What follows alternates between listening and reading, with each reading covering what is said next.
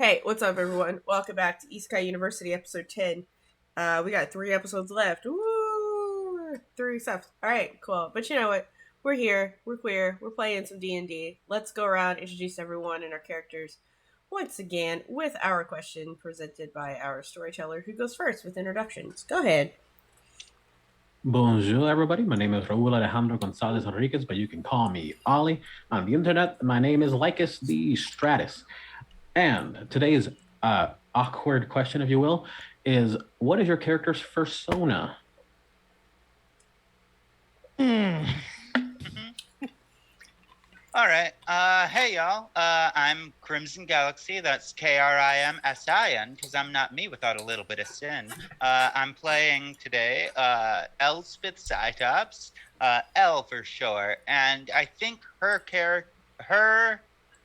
persona is probably an owl. Super wise. What a hoot. Checks out. Oh, I'm sorry. I'm sorry. That hurt a little bit. How much psychic damage can the DM deal to the players before the game begins? Infinite. Hi, I'm John the Joker. Today I'll be playing Derek Plainview, the druid / cleric. And he's a druid, so like his persona kind of already does exist. But I guess I would say that Derek's persona is probably a gigantic bull. I'll go with that, since that seems to be what he likes to He's a do. minotaur. Is he a minotaur? Is that just his persona is a minotaur? Yes, but it's the man part on top and like the bull part on the bottom. The important part of the bottom. Gotcha. As it should be. I don't know what you expect here. I'm Omega. I'm playing Ezra, our Warforged wizard friend, and I definitely don't think Ezra would have a persona of any kind, and would be the kind of person to absolutely hate the concept overall. See, I envision him as like a shark. No. Like a street shark? Just straight up, no. Street sharks. Awesome. Sorry. No. No. Not a mighty duck either. Not gonna play hockey. Or an extreme dinosaur. Wait, time out. Would Ezra just be a maximal? No, he'd be a Beast Horse Transformer. That's what a maximal is, you asshole. Don't correct me. I'm offended you said the right thing. Yeah, same. I played one of those in a D&D game once. It was a lot of fun. A Warforged druid is. Yeah, oh my god! I'm having a moment. You can. Oh my god! Nice. Yeah, this is what I do. I'm blown. You're getting blown? Nice. I wish. Fuck. Honestly, same. I didn't know that was part of the game. I just have to. Hey everyone, I'm Omega. Are you done? I'm sorry. I'm done. Yeah. Okay, good. Hi everyone, I'm Val. This is my channel. I bring to our centaur / non-centaur / queen, Ashlyn, and she is our fighter / celestial warlock, and her actual persona is clearly the Virginia opossum. She is clearly. Like, that's how she feels about herself. She is some cryptid, and what is more cryptid than a fucking possum? So she could probably go raccoon as well, but I'm thinking, like, yeah, I think she might actually be more of a raccoon now that I think about it. You know, she's a crossbreed between possum and raccoon. She's a possum. Oh my god. That sounds horrible in every way. That does. Somebody fucking draw it. Like, honestly, probably pretty cute. Like, but in Oh that yeah. like so ugly it's cute kind of way that only specific animals can pull off. Like hairless Like dogs. Yeah, yeah. Look, science isn't about why, it's about why not. It's about Okay. You'd be immune to a lot of poison.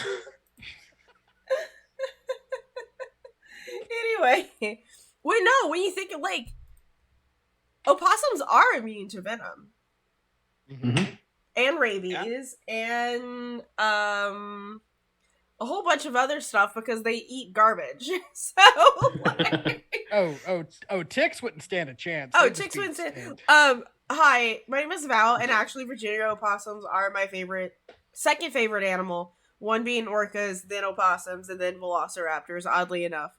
But like, so my next tattoo is definitely going to be my favorite trash creature.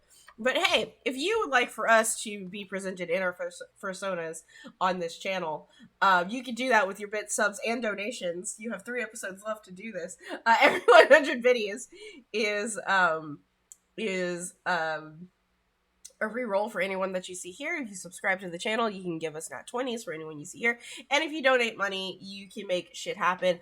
I would say that forcing us to be our fursona for a session would be like $10 a person. Like, donate. Like for me, like I will play Ashlyn as a raccoon or a possum or a hybrid of such things, like for $10. Like I might not even need to get paid. I just might polymorph into like an awakened raccoon at this point. It has thumbs. It can hold a sword. Doesn't even cost a spell slot. Like I know, right? So I'm just saying, I could be a giant raccoon. I could be a raccoon centaur. I'm just throwing it out there. That might be like 25. But anyway, you can help affect this game. It's a sliding scale. We don't cross lines and veils, that kind of stuff. But, you know, we take care of ourselves. Take care of yourself, audience.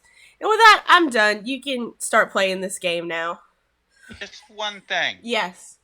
Now I really want to make a were-raccoon. Oh, talk to me. I've made Were Tanuki already, but Tanuki are already, like... I have were raccoons in my world, is what I'm saying. I have were raccoons in my world. But yes, Nice. I agree. Nice. It's fantastic. All right. Anyway, I'm done. So now I'm done. So go ahead, Ollie. Do your thing. We got some role playing to do today. So, we pick back up in the abyss. We see Agor again with his furrowed tentacle brow, as the dean in the background sharing his domain seems to be continually, constantly annoying the living shit out of the god of knowledge. But back out in the real world, real-ish world, we see the gang still hanging out near a hot springs pool, just kind of ruminating on the decisions ahead. Discussing whether to save this world, whether to change this world, or whether to set things back to normal, whatever that might be. And as this is happening, you guys start to hear a little bit of music. Sounds like a banjo. Sounds like a pretty happy banjo strum. And as you look over, you realize that Emily is slowly rising and falling, from in front of the little bit of waterfall near this hot spring pool. And she looks over. So, you guys are gonna fix things? I didn't mean to overhear, but I did overhear, so I... Yeah, it really wasn't a conversation you were supposed to be part of, but okay. I mean, she kind of like overheard, I guess. We weren't necessarily being secretive. Not particularly. No. You hear Murph from slightly below grunting as he's doing something. Yeah, you guys weren't particularly loud. And as you peer over, you see that he's actually legs spread across the edges of the waterfall against the rocks, lifting Emily, doing exercises while he's, relaxing, in the spring. That's gotta hurt. Like, It feels good.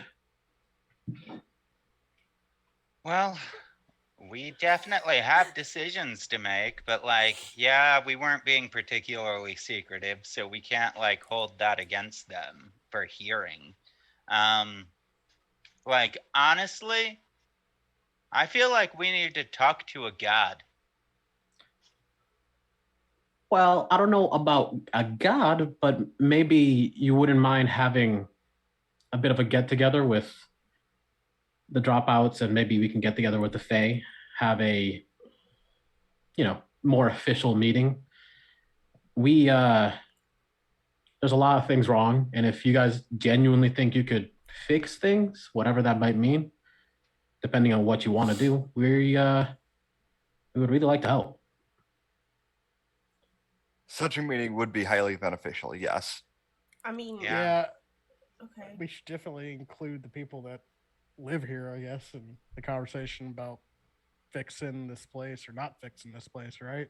Yeah, honestly, I've been wanting to have some time to talk to all of you about all of the systemic injustices that are occurring here. So that would actually be really great.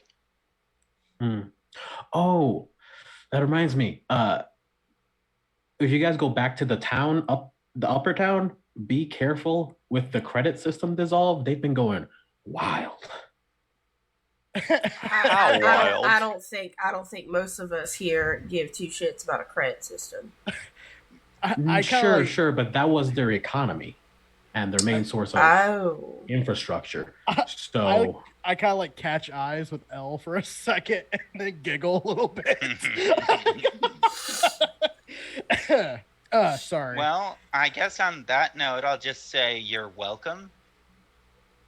oh yeah, I don't mind one bit. Most of those guys were assholes. Yeah, quite obviously. I mean, when you have an entire currency system that's based on the oppression of other people, it's kind of shitty, isn't it? Yeah. Crazy how But on the currency other- systems do that.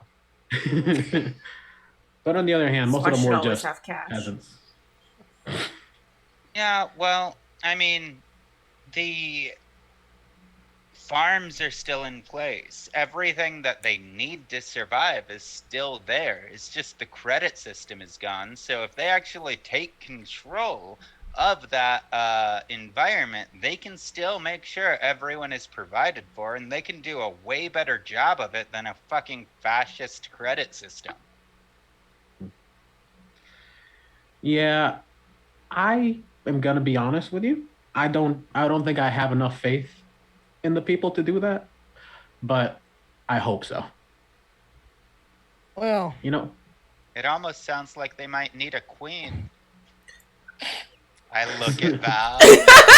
Ashlyn. Ashlyn is doing the thin-lipped white people look. Like that awkward, like. But queen in name only.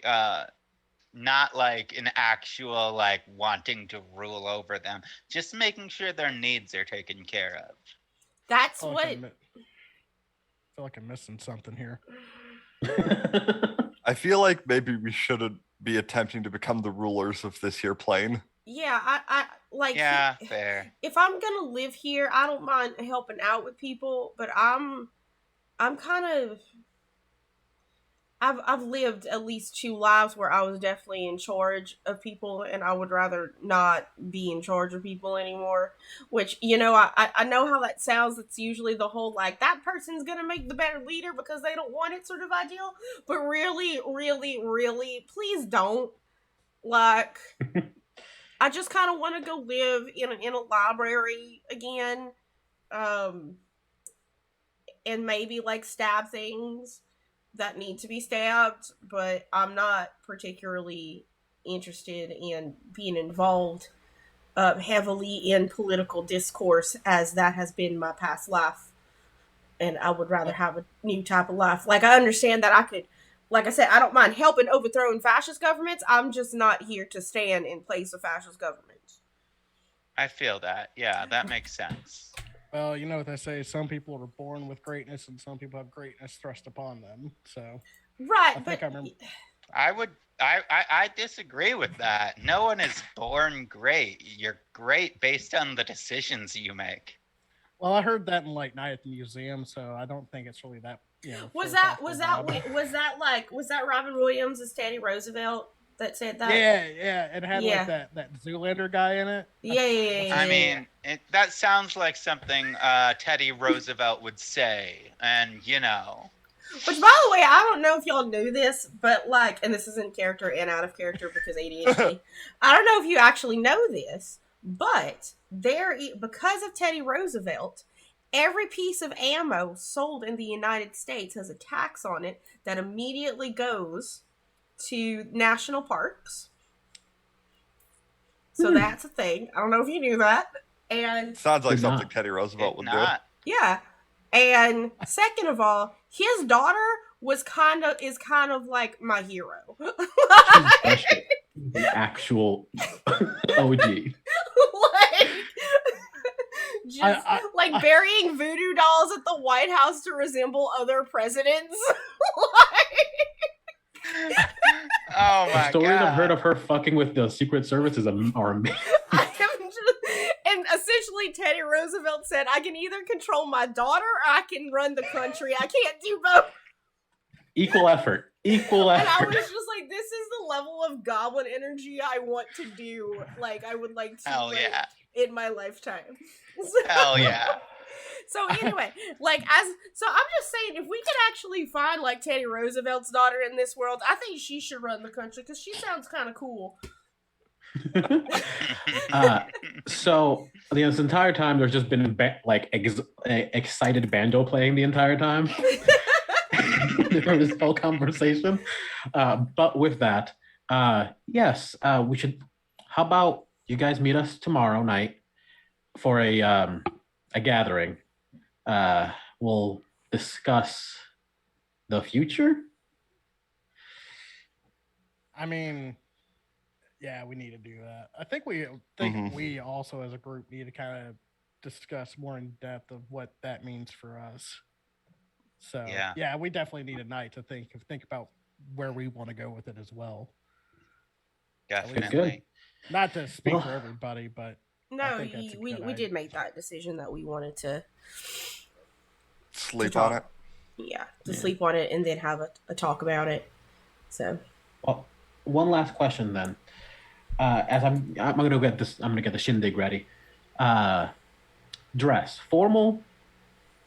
Yes, nay. Casual. Tuxedo or shorts? Let people come how they're comfortable. Just for a meeting to discuss the fate of the world. The world? Yeah. First, I kind of want to wear a tux, but I always want to wear a tux.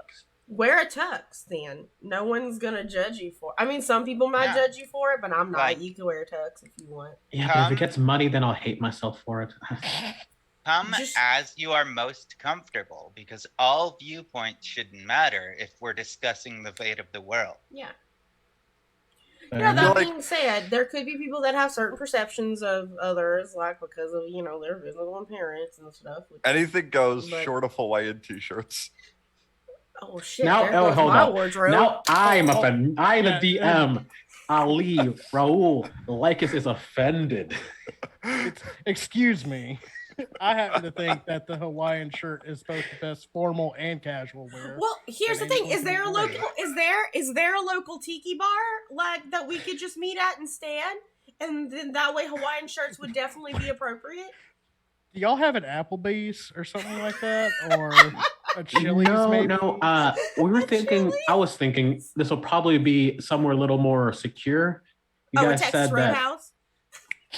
TGI Fridays. Pretty close. The gods here are pretty active, and there's only a couple places that they can't really, be up our butts. So I'm thinking that we should probably do that. Chuck E. Cheese? Exactly. Oh, right, wait a second. Hold on. Wait, does this world have a Pizza Hut buffet? Because I'm just saying. A 90s style Pizza Hut buffet. If the gods can go there, we should go there. With the Pac-Man table, With the red Oh, cups? can it be a Pizza Hut Taco Bell combo? Oh my filling? god. Like, that'd be great. She is pretending to write notes on a pad. Great ideas. See you guys tomorrow. Okay, we still okay. Sounds good. She know. Missy steps away. That's I only want the 30 best. feet. I can teleport further. We can still see you. I need to get my clothes. She's wearing the thing you're wearing over your pee-pee. She's just wearing 3 of them. Nice. Well, you could use multiples of them? Oh, man, I wish I knew that before I came out here. Right, you could have just glued them, like, all down together. I mean, I Yeah, came out put, with like 4 of them together. That way it actually covers anything. I think it's closer to 3.5. Hi, we're a mature rated channel. The conversation has gone back to the size of Derek's penis. So It always does. he's a shower, not a grower. We've already established this. Yep. Big dick, don't know how to use it. There's only one way to find out, really. Confused dick energy. Okay. All right. Nice. I was about to say, rain them players. Let's bring this back in, everybody. Whoo! So, with those decisions made, you guys had the night. What is it? What, if anything, would you like to do? Where are we? Like, are we back at like the little tavern place, or? Yeah, I mean, the scene ended at the spa, but you can go wherever you need. Yeah.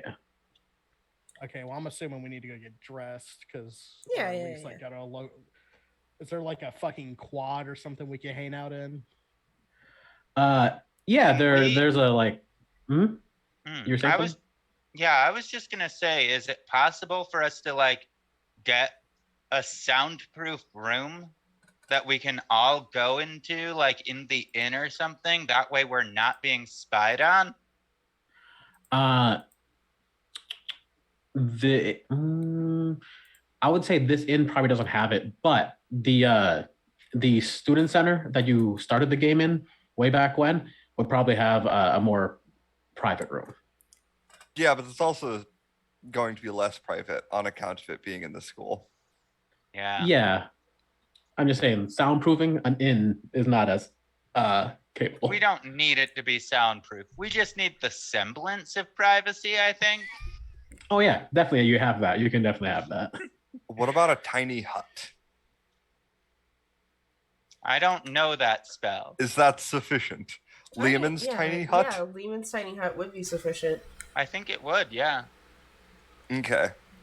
We could probably get mostly soundproofed at least. Mm-hmm. And, conventional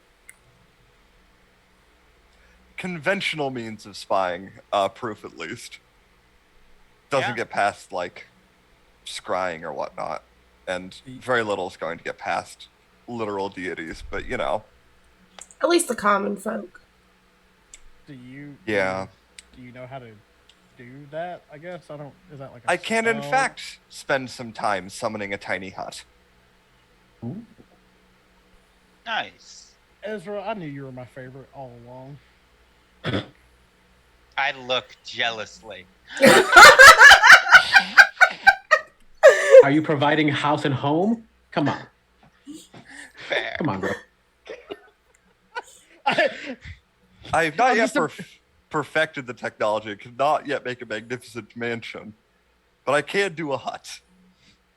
Well, I mean, Shotgun Shack's better than nothing. Indeed. So, where are you looking to put this tiny hut? Where in town? I assume we should get dressed first. Yeah, I think we already ended that scene and we're all dressed and just sort of like vibing outside. Oh, we put like our robes back on, but I don't think that we left the pool yet. We Like can we're hand out wave of the pool, but like we're standing out of it. Mhm. Yeah. We can hand wave the scene change if you would like. If there's something you want to do in the locker room, we can make a quick stop there. Good. But otherwise, we could. The one ahead. thing that I would do in the locker room, reach behind my back, unattuned from my tattoo and pull away a needle and just tuck it into my bag. And then when I'm getting dressed, I put on my dress that has the eyes on it, and I attune to that. Fair. Okay then. I should do that and be like, fuck, I need to get my pearl back from Derek. Goes outside, like, Derek! You got my necklace! Oh, that's her pearl. And I like reach in, like eyes closed, like with the pearl. Like, take it. You've seen me naked. Like, I take it. I know, but like I feel like it's different, okay? Like looking in the locker rooms, just just take the thing, just take it. I already took it. You just been like fighting over the fact that you don't want to see me naked when I am standing here. I get in as fully clothed. I'm always naked. I am literally always naked. Are you just, Derek, are you just like, do you just not want to look upon me naked because you have moved on from me now? I don't, it's not that I moved, I don't know. Things have gotten weird. I feel like I've been missing for a few things, and I kind of miss my opportunity. And I don't know, there's like this thing between me and Elle that I can't really explain. I'm really bad at the whole relationship. Do you want me to like talk to her? Do you want me to talk to her and be like, yo, I think Derek has a crush. Do you have a crush? Like, do you want me to bring her a note? Like, Ashlyn. What? Sure. Just kind of, if you could help me gauge where we're at. I don't really know how she feels. And I don't want to push it. Yeah, no problem. Hold on a second, and I'm gonna leave No.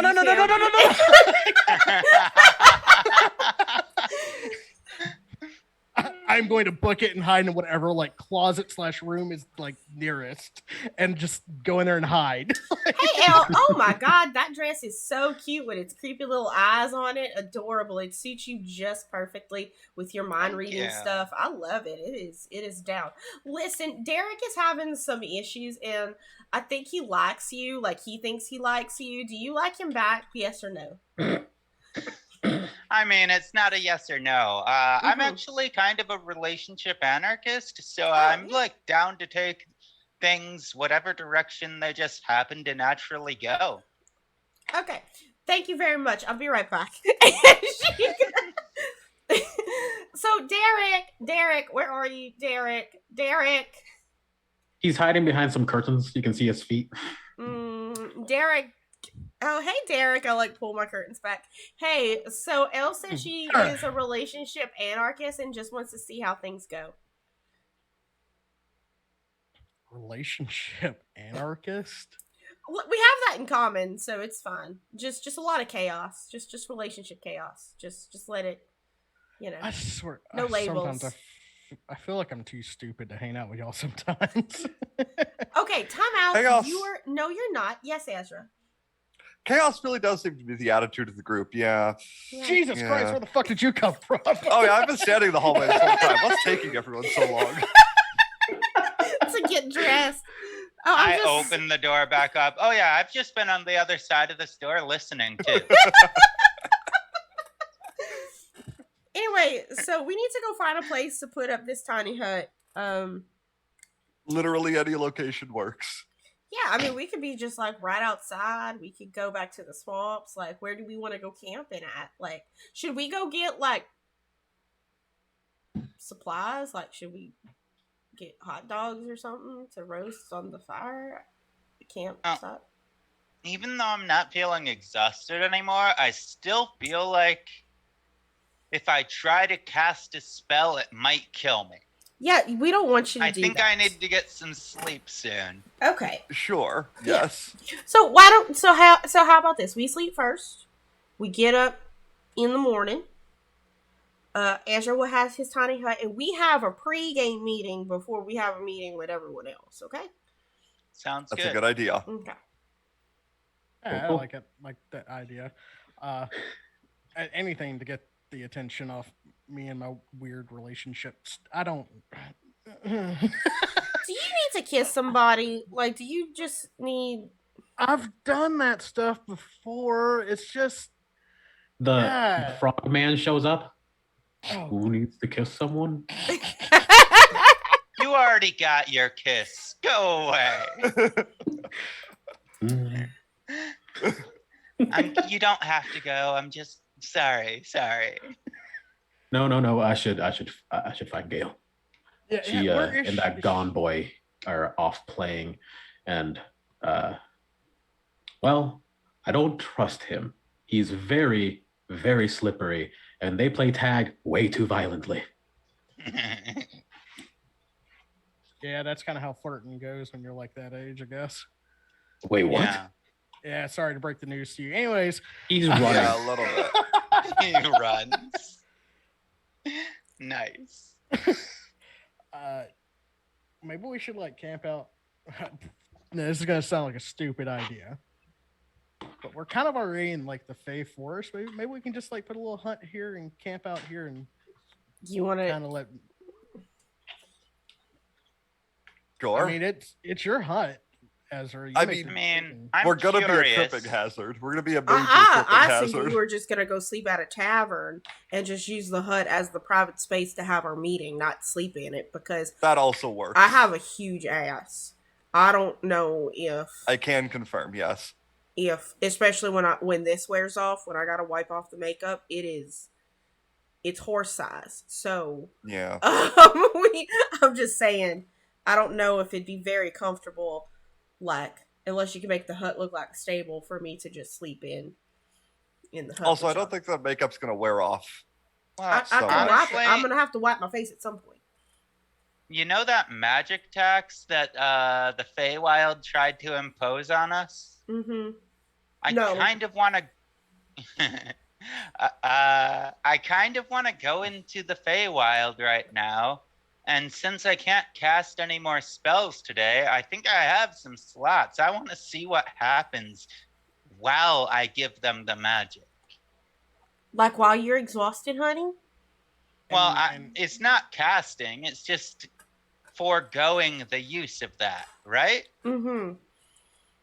Okay. And also, like, isn't every time you cast, isn't it like slowly killing you because of what you did? Giving birth to a god takes a lot out of you. I wouldn't recommend it, is all I'm gonna say. Yeah, the whole no thank you. Okay, so it sounds like we're To a tavern. Whatever. off to a tavern. I Yeah, want to for sure. stop into the Fey realm since we're right next to it first, because Yeah. I am going to just like let them. I have 2 first level slots left, 2 second level slots, and 2 third level slots still, and I want to just give them all of that magic while I am standing in the Fey realm to see what they do with it, because if I don't like it, then I'm gonna have some words. Sounds good to me. Get on in there. All right. I'm gonna walk with Elle just to make sure she doesn't die. Yeah, cool. Okay. So while the other two are off to get a hotel room to then put a tiny hut inside of, from what I understand, my headphones Adventurers. my headphones Adventure. were dead for a little bit there, so I'm making assumptions. Cool. While they're doing that, you guys enter the Fey realm. You remember that there was a hatch nearby that they were using as a transition point. And as you make your way in, you see that they are still steadily just working. It's more modernized, more factorized almost, as they're moving less crude bricks of stone from place to place. Nothing seems to actually be being built or made. It's just the labor that they're doing. You see what I'm talking about with this place? It's kind of messed up, right? That's a little weird. They keep like industrializing places that obviously don't need it for kind of no reason. Like when you think of fairies and the Feywild, you think like open, like vast forests with big trees and weird flowers that seem to you, and like little elves and stuff running around naked, right? Like Right. that's The just Fey weird. realm should be magical, not Uh, industrial. Someone behind you goes, that seems a little reductive to me. Thank you very much. It's the secretary from earlier. But I understand stereotypes. Can I help you too? Yeah, I think. Well, tell him Al. Well, here you go. I just let go of all of the magic I could cast today. Oh dear. Oh dear. Okay. And you see the energy expend outward, and the area you're in, the little factory floor area, starts to expand in and of itself. And some of the machinery becomes more modernized. Slowly but surely, it transitions to more of a clean room style, mechanized facility, where instead of people mechanically putting the bricks on the conveyor belt, they're using a machine that puts the brick on the conveyor belt. So it become a little easier for them, but they're still doing the labor. And That did not. Yeah, that Wow. was weird. that was very helpful. Thank you so much. It was a little chaotic, but we are kind of about that. I understand. Thank you for your contribution. Are you? It doesn't seem very chaotic here. It seems very lawful. Yeah. Okay. I understand. Gosh, Tanya's gone. She's usually our spokesperson. 1 second, and she goes and like disappears for a second, comes back with the pamphlet. I look at I immediately snatch the pamphlet and open it up so both of us can read it at the same time. It says fairies, chaos, and the order of the universe. And you see weird ass diagrams sort of showing the Earth, and then a bajillion Earths, and then all those Earths on like a scale, but then the scale's unbalanced, and then they all fall apart and burn. And then the next page shows the same scales becoming unbalanced, and then the Fae lifting up one side or removing weight from another side and keeping everything great with a big thumbs up. What? This seems like really bad propaganda. Yeah, what is this, like extreme centrism? What the fuck?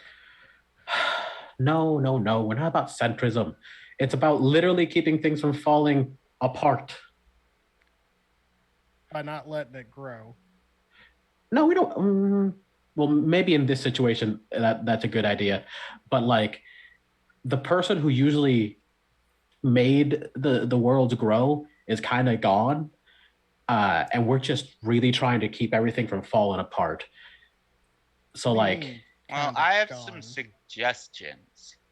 Instead of industrializing like this, why don't we actually, use all of the resources and labor that we have at our disposal to create food and purified water, and then use that to give it to everyone in the world who needs it? It's my magic that's building this place. I should at least get a say. She looks at you with like a confused buffering, like, what the hell is this lady talking about? She does that sometimes. So wait, we're not helping the people. I'm talking about. Oh, geez. Yeah, you're not. No, we're definitely not. That'd be weird. So this might be a little above you guys, being mortals, but like there is a matrix of reality, and I think you guys know this. You guys seem to be awakened to the fact 2 worlds became one, and they are barely holding themselves together. And if something doesn't, the thing that usually does, he's gone, they'll fall apart, and then everything dies. So we're just trying to keep it like this. instead of like this. So what you're saying is there was like a god or some type of protector of nature that's now kind of gone? Is what you're saying? Yes, you're the smart one, I see. That's a first. So what you're saying is you have a position that's open. If you want to try to fill that gap, best of luck to you. I can't believe that I'm actually considering the possibility of becoming a deity. And I know what you mean. Like it's weird. It's a possibility. It is, yeah. It's I don't know. Okay. Well, obviously we have lots of things to talk about, so we should probably go back to the tavern. And now you see why I wanted to do this, to see what would happen, right? You see why I had to do this, right? Yeah, and no, it makes complete and total sense. It's just weird that Definitely. that this is the reaction.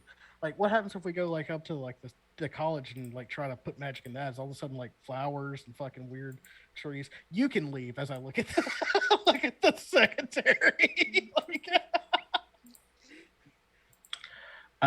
She kind of huffs away, but you see her go around a corner and then just peer one eye. Let's get out of here. We can talk on the way back to the inn. Yeah, that'd be kind of nice. As you leave, she does yell, "Thank you for your donation. It makes our labor easier." And you get a notification on your phone essentially saying you have a favor that you can cash in for all of the things you've put in. You can call upon the Fae for a favor. Ooh, nice. But that is that for the Fae. How about we head over to Ashlyn and Ezra as they are, doing the logistical stuff, I suppose. Yes, logistics. So Ezra, while we're kind of by ourselves here,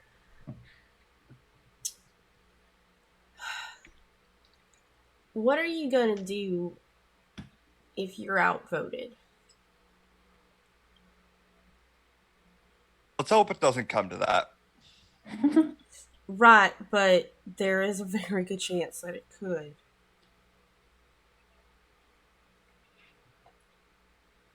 I'd rather not consider it. I don't like to think of what I'd be capable of. Well, there should be some levels of consideration. I know it can be kind of scary, but at the very least, if it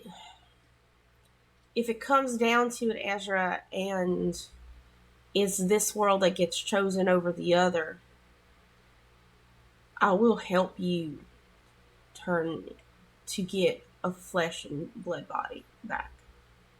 Whatever it takes.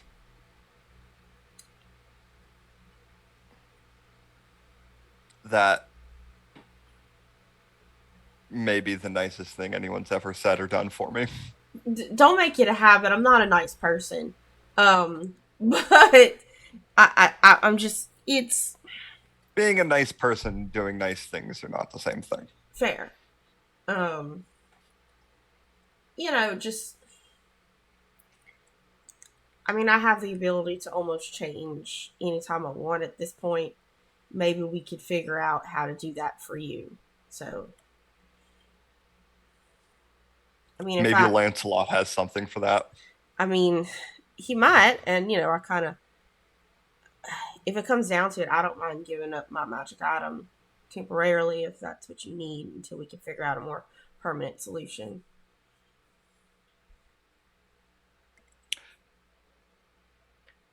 That's not necessary for the moment, but okay. I really appreciate the offer. Okay, I know it's we didn't realize at first that it was taking a toll on you to be like this in this world. nobody expects this sort of change to be permanent until it is.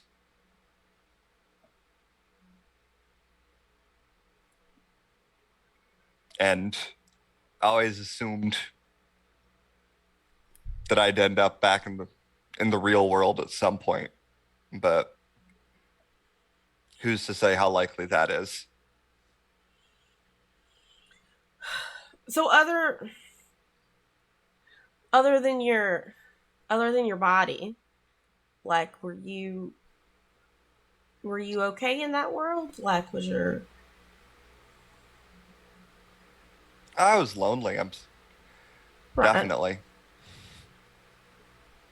But other than that, I was fine.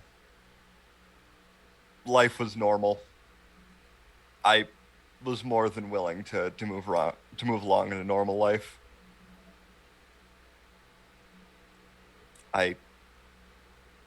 Yeah. I didn't need to be exceptional.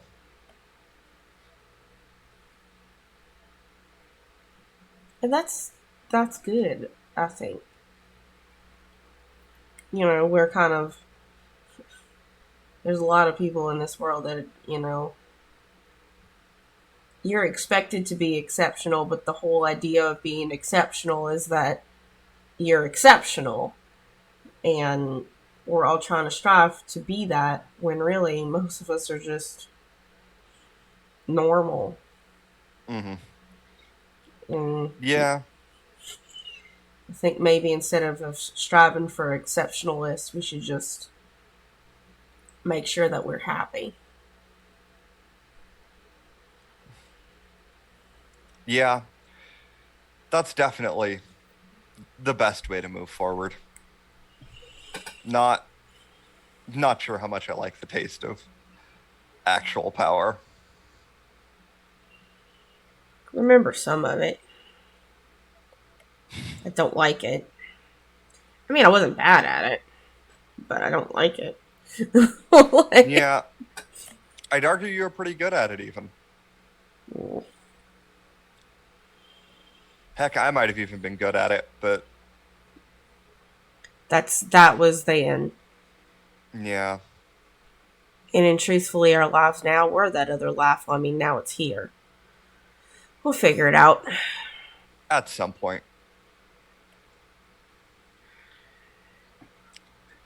Or not. Who's to say, really? Well, We'll try our best to figure it out at the very least. and if we can't, then we'll figure out how to be happy as we are. Yeah. We definitely will do that. All right. Around this time, Derek and Elle would be arriving, and outside of the door to the inn room, the lodge room, you find Gale and your little frog friend, Frogsworth. It looks like they were waiting. I go behind Ezra. And just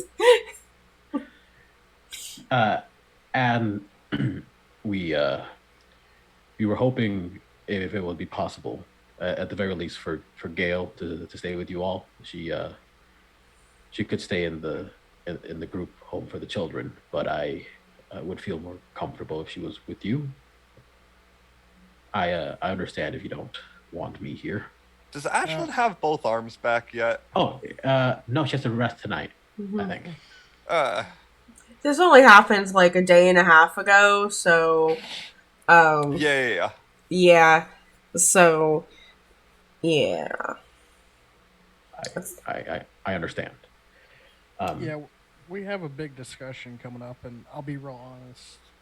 I think Gail should have like some say in the matter, or at least should be able to voice her opinion, since she's one of the few that knows this in both worlds.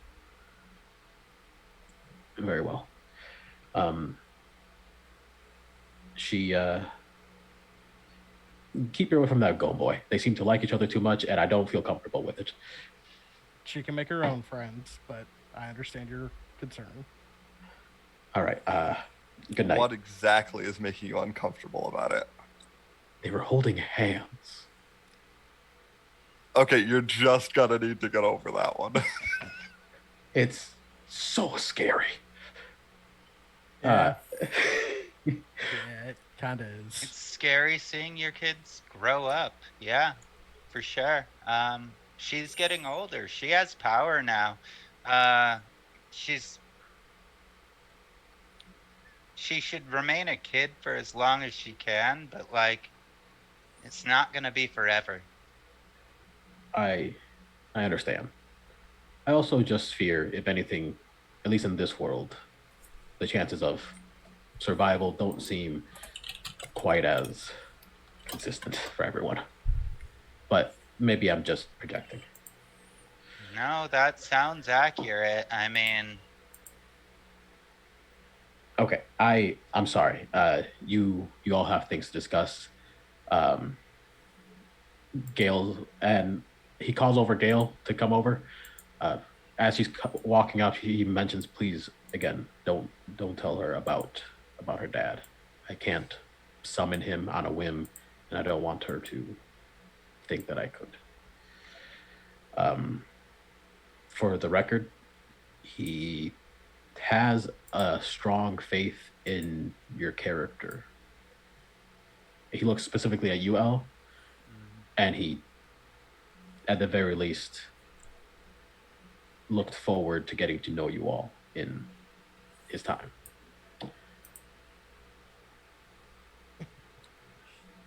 And he's gone.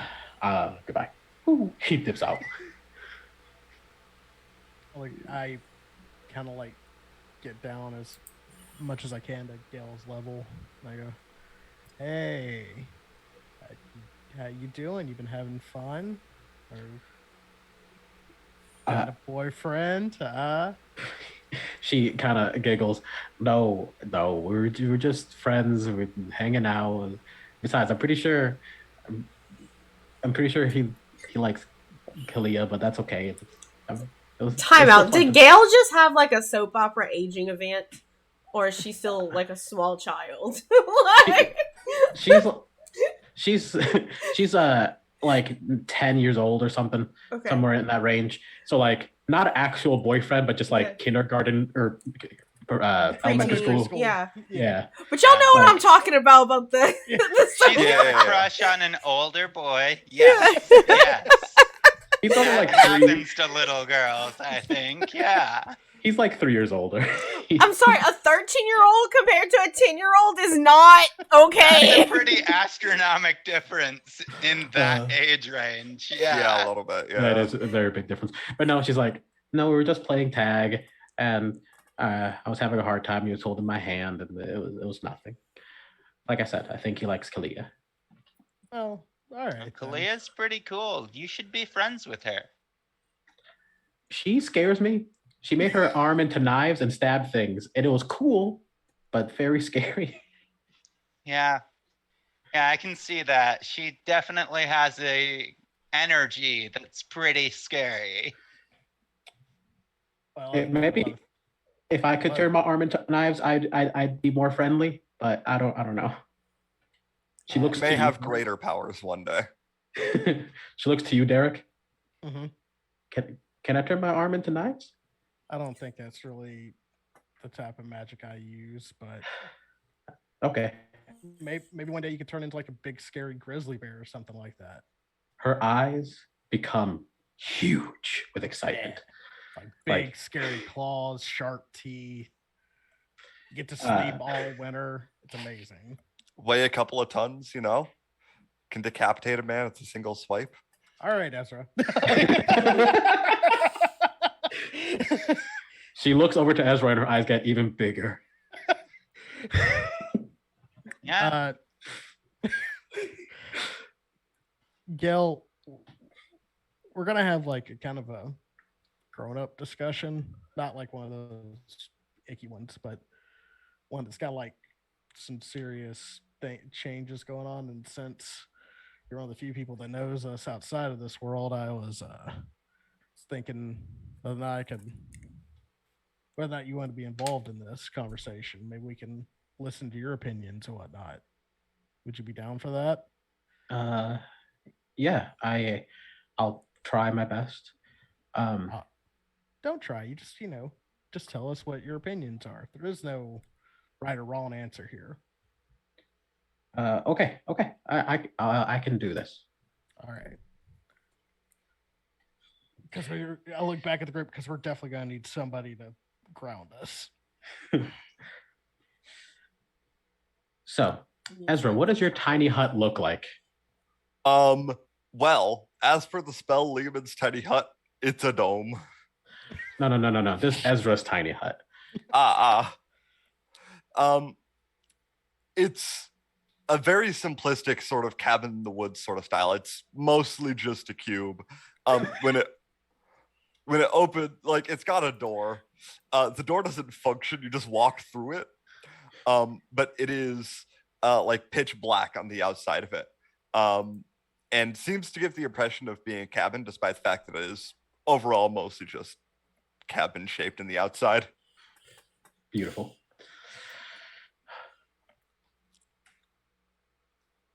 So, just to be clear, with the rules of Lehman's Tiny Hut, people can't hear you. Nothing like that is happening. If anyone's scrying on you, you would know this, I'm assuming? No, I believe it does not prevent or notify me of magical means of surveillance. Okay. But let me triple check that information. I am on roll 20, so I can look it up practically right the fuck now. Tiny hut. 10-foot radius immobile dome of force springs into existence around and above. 9 creatures of medium size or smaller can fit inside the dome with you. The spell fails if it includes a larger creature or more than 9 creatures. Okay. Let's see. All other creatures and objects are barred from passing through it. Spells and other magical effects can't extend through the dome or be cast through it. The atmosphere inside the space is comfortable and dry regardless of the weather outside. So that's the official. Spells and other magical effects cannot extend inside of the dome. Okay. So that includes scrying. Mm-hmm. Perfect. So yeah, this is a very surprisingly secure place. And with the mechanicals questions out of the way, take it away, guys. Just for reference, since I attuned to the robe of eyes, I can see invisible creatures and objects as well as see into the ethereal plane. Okay. You don't see any invisible objects or people, but if you look into the ethereal plane, you want to see what's in there, is what you're saying? I think that it's just always. Always. Okay. Yeah. As you look around, you see a truly endless, thick cacophony of souls, of life, of magic and power. Every inch of this world is covered in the life force of something, of many things. When it seems as though it is the very mana that exists in this world is just life force. Some of the people who no longer had physical forms in this world seem to even be filling the space with their essence. You see. God, why did I have to make this character like this? This is so heavy. You did this to you. I know I did. You put on the dress. Don't blame me. Holy shit.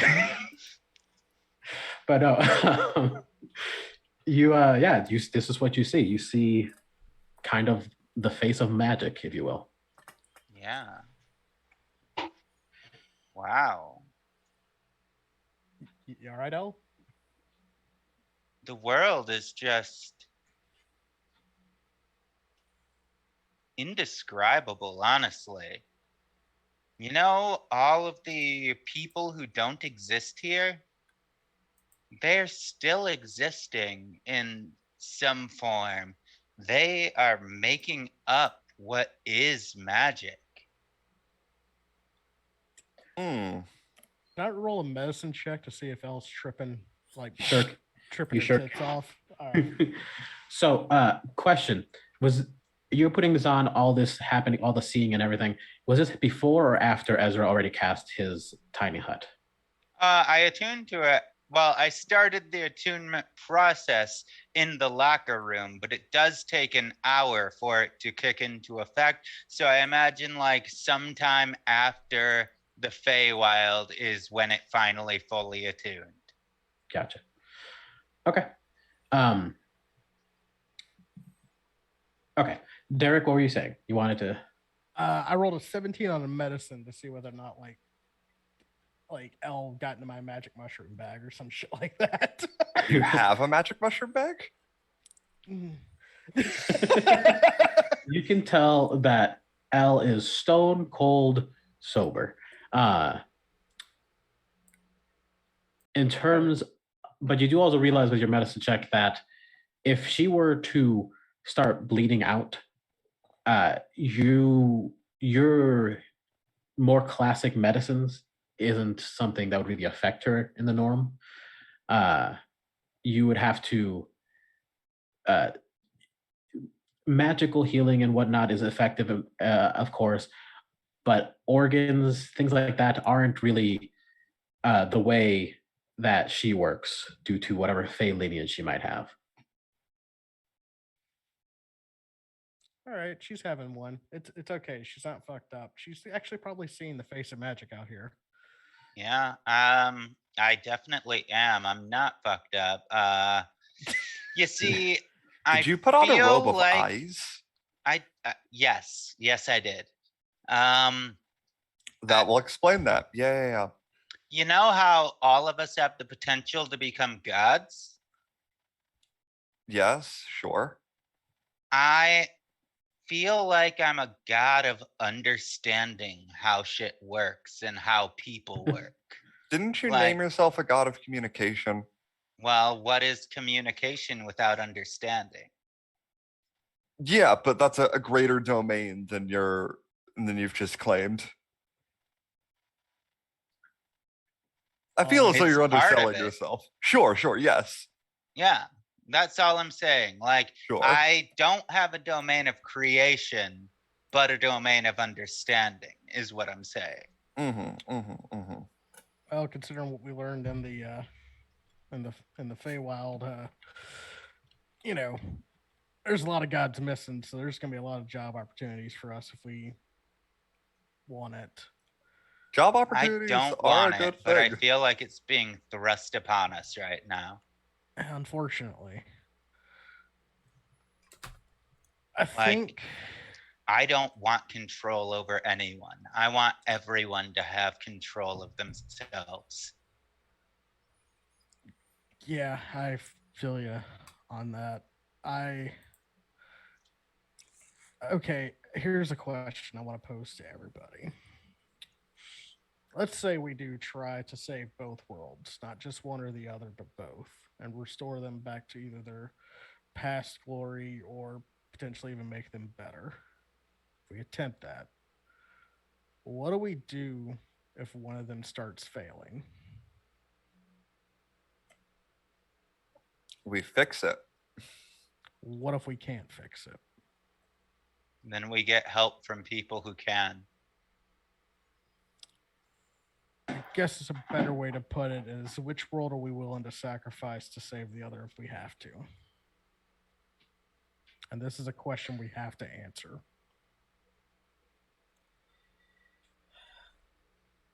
I say the one that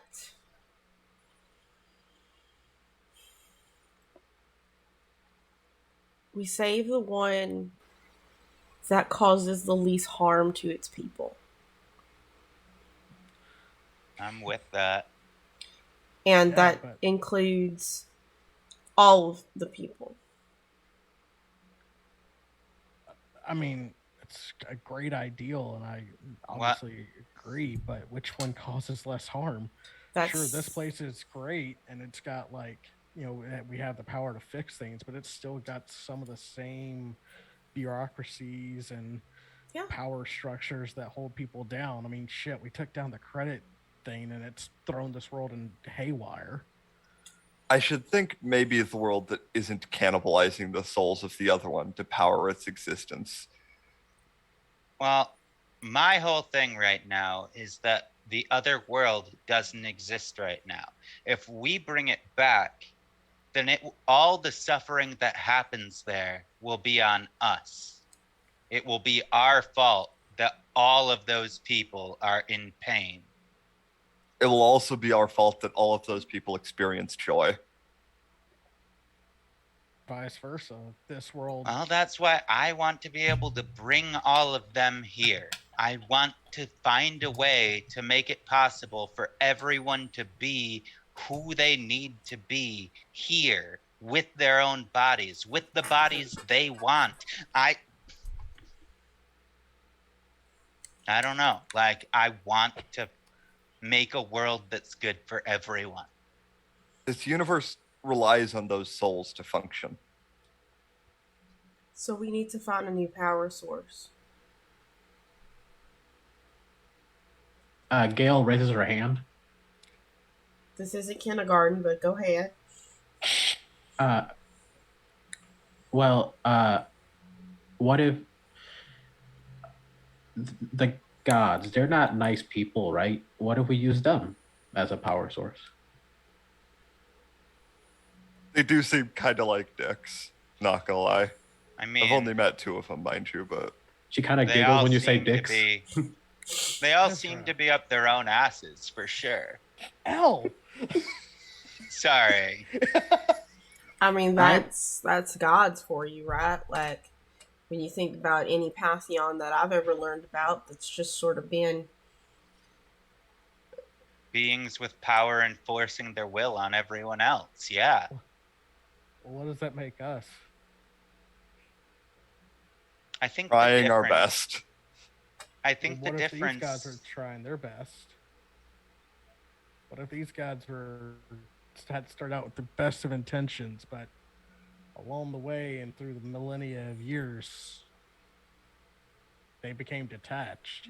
Yeah, that's why there should be term limits on godhood. Then I should hope we should be replaced in the same way. Yeah. You could also just not live that long, right? Just, die. I'm sorry, are we proposing that, like, we become the new gods of this world? That appears to be what we're working with, yeah. I'm not my favorite idea, I'm not gonna lie. It's not mine either. I don't want this, but like, I want we to be a need god. to do something to help everyone. What kind of god do you want to be, Gale? I want to be the god of bears. All right, well... Don't ask to be the god of bears. You're gonna get a very weird outcome. You know what? No, she can be the god of whatever the fuck she wants to be the god of. Okay, if she wants to be the god of bears or otters or whatever, she can do it, okay? I like bears. They're big and fuzzy. Yes, they are, honey. That they are. That I they bet are. That they'd is be- correct. Yeah. Yeah. Yeah. Yeah. I mean, I know we don't want to become gods, but like our actions are going to lead to either the creation of 2 new, like the preservation of two worlds, or potentially the creation of a new one.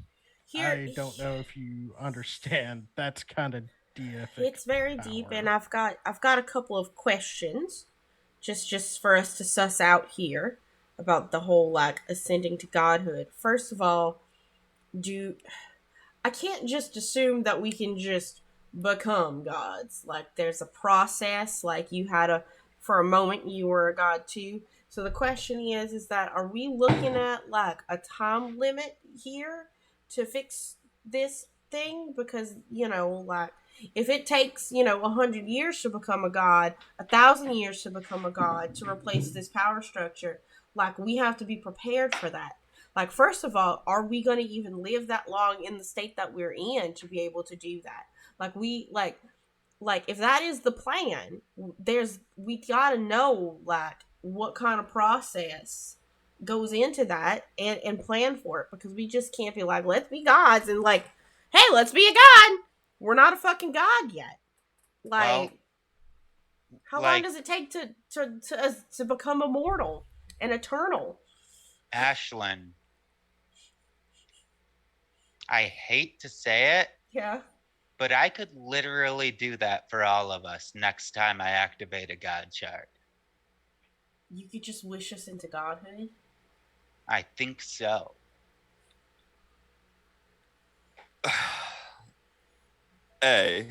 One A. That's a poor idea. It One is. It's a B, terrible idea. that has at least an 80% chance of immediately killing you. One C, that also has a high chance of causing destruction on a mass scale from the consumption of energy. There's a 1D also, but it escapes me. Why not 2?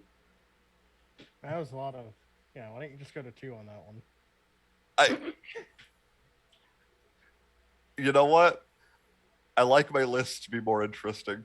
Okay, Gail? I like my list to be interesting. She salutes you slightly. Ezra, the god of organizing. A smaller thing I could do, Ezra, is I could get you a body that you're comfortable in.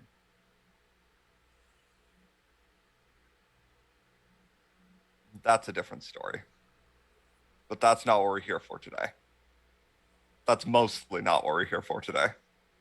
No, all I'm saying is I care about your well-being, and I didn't know that you were experiencing such torture not being able to feel.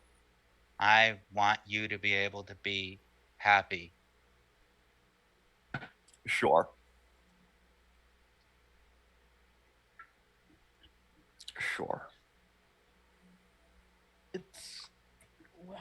We were in college.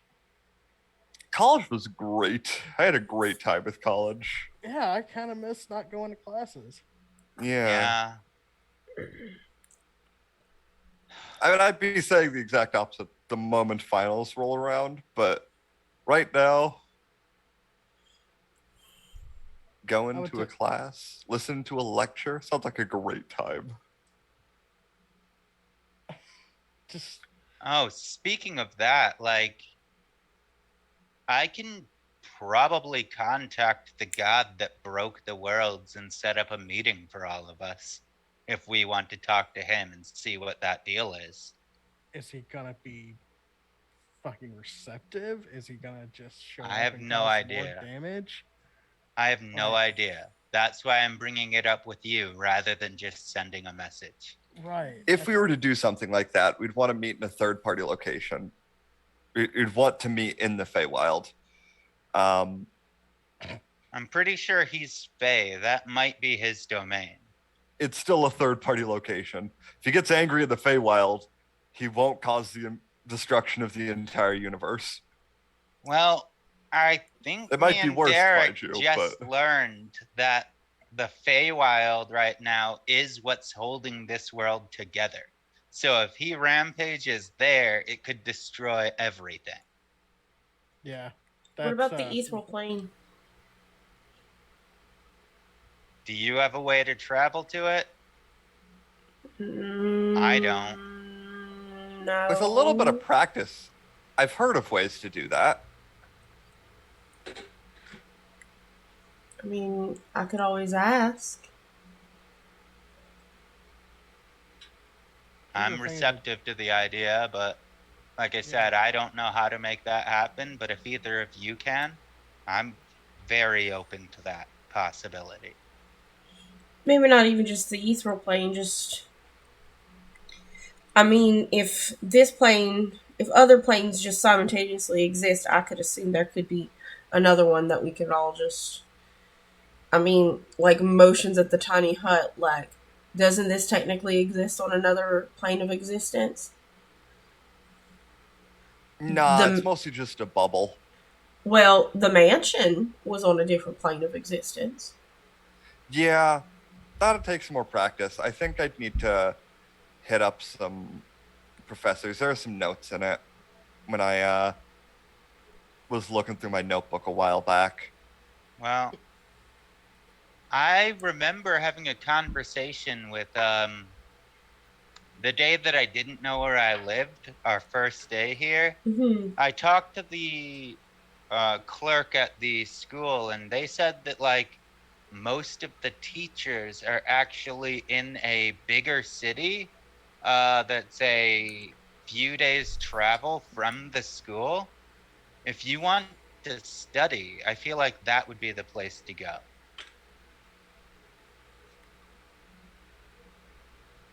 Sure. They did say that the road is very dangerous, though. I'm sure that will be no problem. Oh, I'm pretty sure that ship's done sailed as far as us trying to avoid danger. We're in it now. Yeah. We are the danger. Dun, dun, Kind dun. of. Kinda. Yeah. Yeah, it's weird. We are kind of the threat to a lot of natural order around here. Fucking A. Let's burn it all down. Rebuild it with something better. I mean, I don't know. I still feel like there's a lot of people here that have things set up they don't necessarily want to get rid of. And we should be consulting with them. I agree. We need conversations. We need to actually understand what's happening in this world. I think talking to the god is probably our best bet. That is a good idea. Yeah, I mean, when it just comes down to it, like, they know what's going on. And the thing is that, gods are so pig-headed, they'll probably just answer questions thinking that we can't do anything about it anyway. And hey, if it goes pear-shaped, then, we just, at least our deaths will be quick, right? I promise to Very hold all of cool. your hands.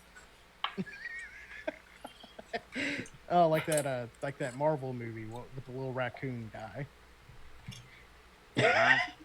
Yes. I feel like we're some of the few beings in this world right now that don't have all the strings of this world tied to us. We're like the only ones that I've seen that can truly act freely. I mean, yeah, obviously, or at least the ones that have the power aren't necessarily thinking on this cosmic of a scale. Which again is the reason why I think we need to talk to the dropouts, because we might need some help.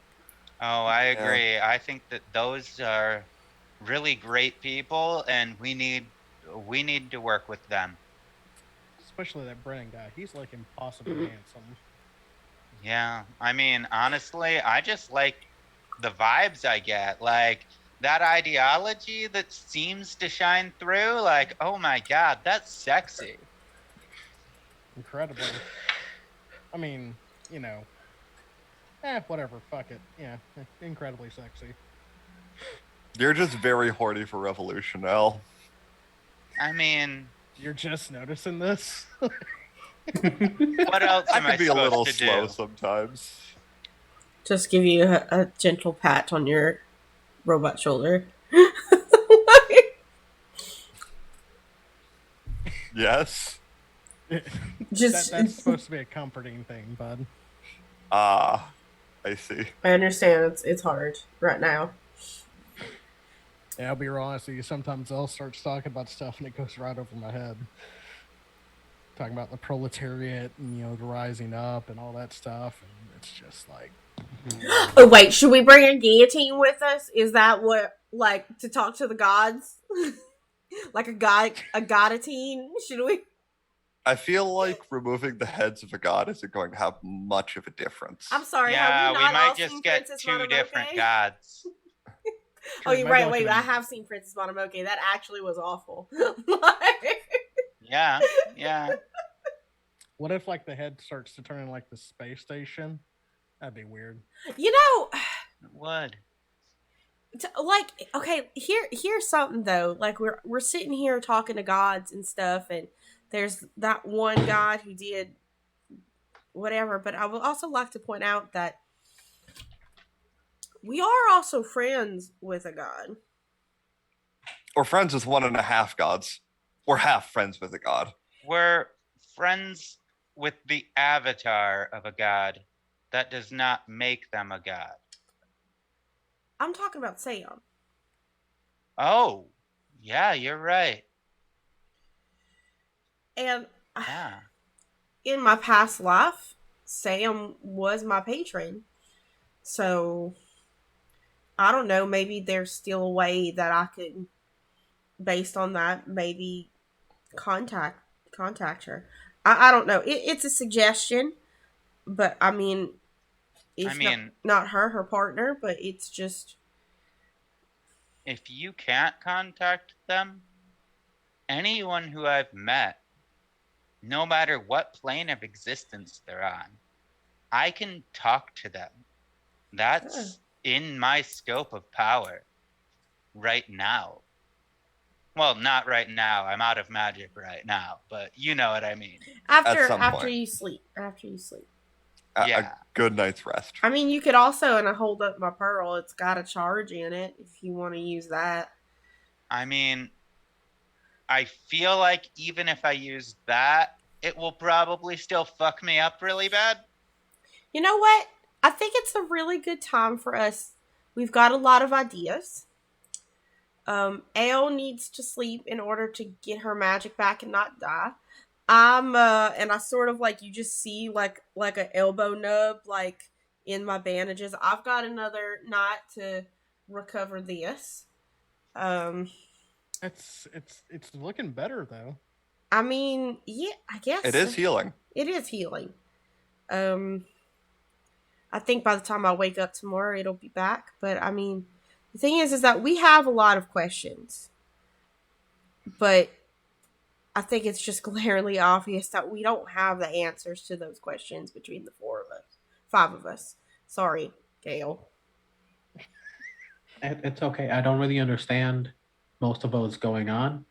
But I have a question, if you don't mind. You're talking about other worlds and bringing them back, and I've talked to a lot of people here, and I think I understand that some people remember what we remember. Excuse me. So that was real. And is that what you want to bring back, right? Yeah. Does that mean you'll be able to bring back my dad? Yeah. Yep. That's the goal. Yeah. Okay. She turns around, like digs through like her pockets, pulls out a bunch of phones. I had stolen these to pay for you guys to. Good job. It was before. Excellent. Don't encourage this behavior. Good work. Who'd you steal them off of? Well, Crime for the greater good is good. She's like, well, this lady was selling hot dogs. This guy, he was just kind of loud and mean, so I stole it from him. But I heard that if you give people quest money, they fix things. So and you guys were strong, so I was gonna. But I don't think that works anymore. I tried to buy some ice cream and it didn't. Yeah, Elle kind of killed the currency here. I mean, good on her. I agree with it, but yeah, currency's dead. I mean, It was just a side effect. It wasn't even like what I was trying to go for, but you know, we're you all gotta here for do season good when you can. Oh, okay. And she just kind of drops the phones. Also, I'm gonna go through these phones. I'm gonna go. No. I'm gonna go through all of these phones. Let me help you. I want to find out who these phones belong to. Is it anyone important? Is it anyone that has the fucking answers? This is on you, Ollie. I have proficiency in investigation. I'm getting in on this. Let's go. Let's go through this shit together. I'm gonna cast guidance on fucking Elle as she goes to these phones. All right. My dice are not in here. They're in my other room. Hold on. Actually, it is 4:30. Did we want to go ahead before we make these rolls to give Ollie a time? We'll go and take our break right now. No. Fuck it. No, he doesn't get time. How about but I also really have to pee and get my dice. Well, I'll make my roll. Okay. And then we can go on break. And that way, Ollie can have time to think about what I learned from my roll. I can still roll and roll 20, so it's fine. All right. Let's go ahead and do our low. That's 23. Is that with the D4 from Guidance? That is with the D4. I got a 3 on the D4. So, yes. All right, hold on. Let's see what I get on mine. Let's go. No, that was 22. My bad. I got a 16. Okay. It would have been a 19. So Well- the D4 helped. With that, let's take a quick break so everyone can pee, poop, do whatever they need to do. See you guys soon. KL.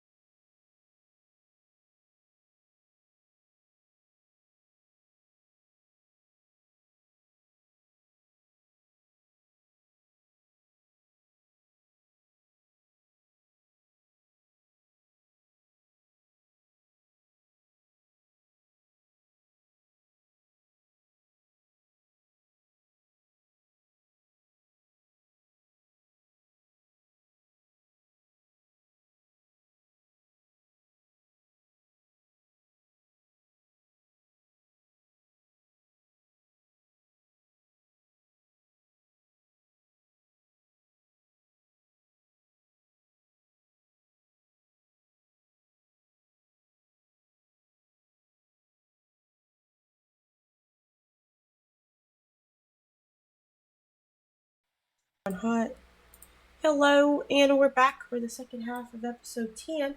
We did some dice rolls. I totally forgot to pick up my dice while I got up, but that's okay. I'll get them in a second. About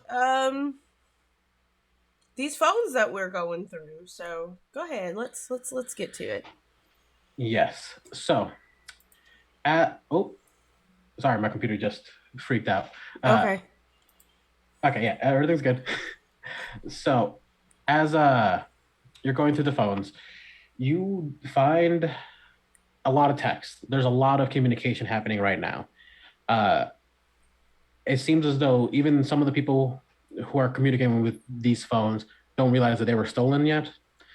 And they're just reaching out to, their loved ones essentially. Hey, I can't use the bank. Why it's not working.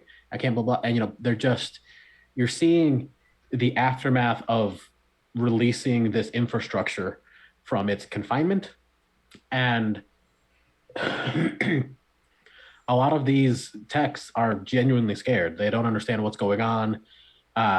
Some of them are a little, silly and dumb, just upset that the government isn't doing its job and keeping things in line. Other ones are, worried about how they're gonna get their food and other things like that. It's a mixed bag. But as you're investigating, you find that most of the majority of these phones, they're pretty much worthless. Except one. You find one that belongs to a person whose name I actually made before this campaign started.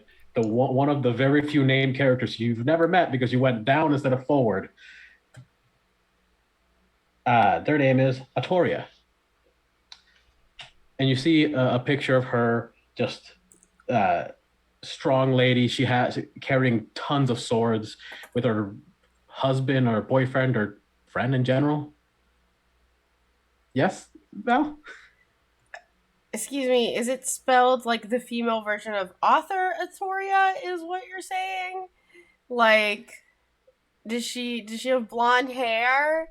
Does she have a big blue skirt with armor? Skirt, no. Okay. But she does have blue leggings, and a white like sailor's shirt with some blue and yellow accents. Okay, so but it's not my wife. It's fine. She is blonde though, and she is carrying currently 9 swords in this picture. That is many swords. Yes, many swords. But you see texts from a number that just says baby, less than 333333 as the contact name. And the messages are just, hey, are you okay? Everything's going kind of crazy. Is Olympia still okay? Is the competition still going on? And then you see later on that she actually starts replying. It's like, hey, lost my phone. Someone's letting me use theirs to log in for a moment. Everything's still happening here. We're all still fighting. I'm okay for now. I don't know what's going on with the credits, but there's a lot of other money around here. I can try to bring some home. And then it mentions that first I have to try to get a meeting with Anastasia. And that's the last text from her. So you basically have her phone and she's texting through like Messenger. Yeah. But yeah. So I have a question about. So the credit system is gone. Mm-hmm. But are like. I'm trying to think of something else. Because remember how I was accessing personal records before?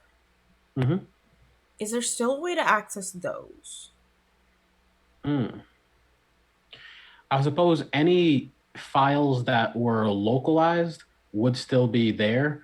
So you'd have to go to like an administrative computer or a computer connected to the school itself. But I could see that being a possibility. Because I want to, I'm gonna look over at Ale. It's like, and kind of like hold up this phone. It's like, we should get more information on this is sus. Who's like this Anastasia person? Yeah. Do we know the name Anastasia at all? Yeah. You do from your real world, and you know that yes, you do know them. They're the ones who attacked you while you were with the dean. Here she goes by Apollo, but you knew that in the real world, in your world, her name was Anastasia.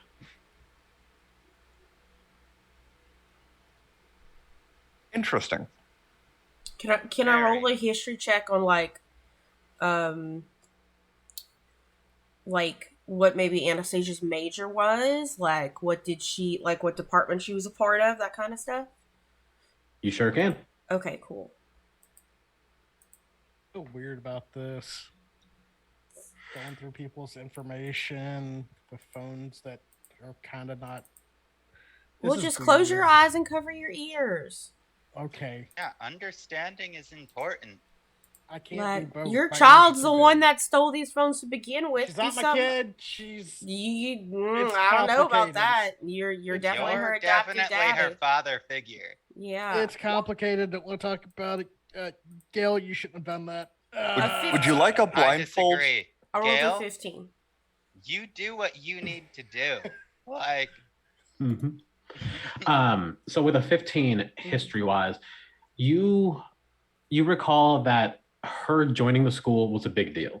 Your school did not have a big like sports department, but she joined despite being an Olympic athlete, and she brought in an incredible amount of attention to the school. Yo, this was the monk. This was the monk that was with the dean. That's Anastasia. Yep. Fuck. And you recall that she went to your school for a few reasons. And she was majoring in just business. She was a business major. Majoring in nothing in particular. I think gotcha. What she actually brought to the school was big mommy dommy energy. Yeah. But you know that it was a pretty public thing where one of the reasons people speculated all over the campus that she actually came to the school for was for a boy, sort of. There was that face. There was there was a student in the school who was never quite on her level in terms of like Olympic athlete, but was a big deal for the local scene. He was a martial arts expert, was in a lot of karate competitions, stuff like that. His name was Jacoby. And there was a lot of speculation that she came specifically for him for some reason, but no one could ever really get them to admit why or what the fuck was going on there. And whenever anyone asked her, she would just glare at them until they left. And if anyone asked him, he would just deflect like a proper monk. Emotional deflection. What was his name? Jacoby. Yes. What classes did Jacoby take? You had one class with him. You had... I was a fine arts major. You had an ethics class with him. Ethics class. How was he in class? What did he believe in? What did he fight for in this class? Yeah, like I'm gonna kind of go into my inner self here and try to remember like what was like. Did he speak up a lot in ethics? Like, did he engage in conversation in ethics, or was he just a note taker there for the credit? Mm-hmm. He was definitely a talker. Okay. Most of the time he had nothing. The way he talked in class, in this ethics class, it was structured like almost like a debate class. Mm-hmm. But he clearly had no idea what he was doing, but he always had something to say. Oh God, I know so many of like that, and I've taken ethics and philosophy. Jesus Christ, I know exactly the kind of person that we're dealing with here. Oh, okay. But you do recall, despite, despite maybe his intellect score not being the highest, he wasn't the worst. You recall he was usually when he was able to get his point across, very much about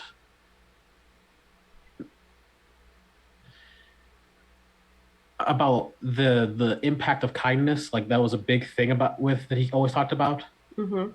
That every action can have a kindness attached to it, and blah blah blah. And honestly, he was a little boring about it. A little, but he had good intentions in how he spoke.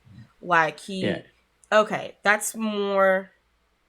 He also got one of the Republican church girls to admit that a baby is a parasite, which was a lot of fun. It made the class laugh. But that was one time, and it was the only time he ever did a good job. I mean, sounds kind of cool. Yeah, no, he definitely sounds like he wants to do the right thing. Yeah. I find it interesting that someone that owed the D something enough to fight for him was attached to this boy, and it just kind of, we need to find. I have a feeling this Anastasia knows a little bit more about the inner workings of things than we gave credit for at first. I think we need to. Well, there is a power vacuum. Someone's gonna fill it. Yeah. We can go back up to the school and talk to him. Yeah. He's there, judging by the text and the phone, because she wasn't. Yeah. We should text him where he's at. Well, we don't have Jacoby's number because, like, this was the blonde girl's phone exchanging to Anastasia, right? This was the blonde girl's phone exchanging with her partner, talking about how much she needs to get a meeting with Anastasia. How much she needs to get a meeting with Anastasia. Mm-hmm. But we have access to watching her messages because she's on an app that she never logged out, like had a log out of, so we can watch her. Like, we should definitely see if she can. One, I 100% agree we should talk to Jacoby, but at the same time, like, we should be spying to see if she does get a meeting with Anastasia and if she reveals where that is. Mm-hmm. Also, does the phone say where this tournament is being held? I'm gonna go through it. Does it? Yeah, it mentions Olympia a few times. Olympia. Is that the big city? It's not really that big of a city. It's more middle sized. It's the. I get it because I know where you're from. It's essentially the Greek row, Mm-hmm. except this universe version of it. It's literally Olympia. Okay, that's funny. Okay. Not Olympia, Washington. No. I'm sorry. Beautiful city, I'm sure, but no. Average city, I'm sure. Listen, I'm just gonna flex here for the second. When it comes to Pacific Northwest cities, I live in the prettiest. So which one's that? I'm in Vancouver. Forgot. Yeah, that's a fair assessment. Yeah, I'm in the you're prettiest like city. you're right across the lake from me. I know. The river. Damn. No. I'm not in Vancouver, Washington. I'm in Vancouver, BC. Oh, okay. Which is much prettier than Vancouver, Washington. Oh, yeah. Vancouver, Washington. Honestly, a couple cool mountain ranges that you can go up on right around there. The trees are really nice. Yeah, the trees are nice. But, Yeah. The trees are nice everywhere in the Pacific Northwest. That's true. Anyway, sorry, ADHD. Like, had to talk about how freaking pretty my. No offense to Seattleites out there or anything, but actually, lots of offenses, Seattleites. Oh, well then. Okay. I'm a I don't like Portland people person who live right in, now. who live in so Seattle. like, I don't. yeah. I live in Tennessee. Portland's I have got some nice sites, but it's also got some like fucking terrible places. It's true. So It's true. I live in Tennessee. I don't know about this rivalry. the three like POW well, honestly, people are it's like, more like Portland, Seattle, and Olympia are all very similar cities in like Yeah. the ways that the ideologies are. Like, there's lots of yeah. leftists in all of them, Oh, but there's yeah. also lots of fucking fascists in all of them too. Also, the actual city of Seattle was planned by a person who had never planned a city before, and as such is terrible. Same with Portland, yeah. Yeah, but I didn't live near Portland for any amount of time, so. He's So- got a personal vendetta against Seattle. Oh yeah, I very much do. I don't like Seattle.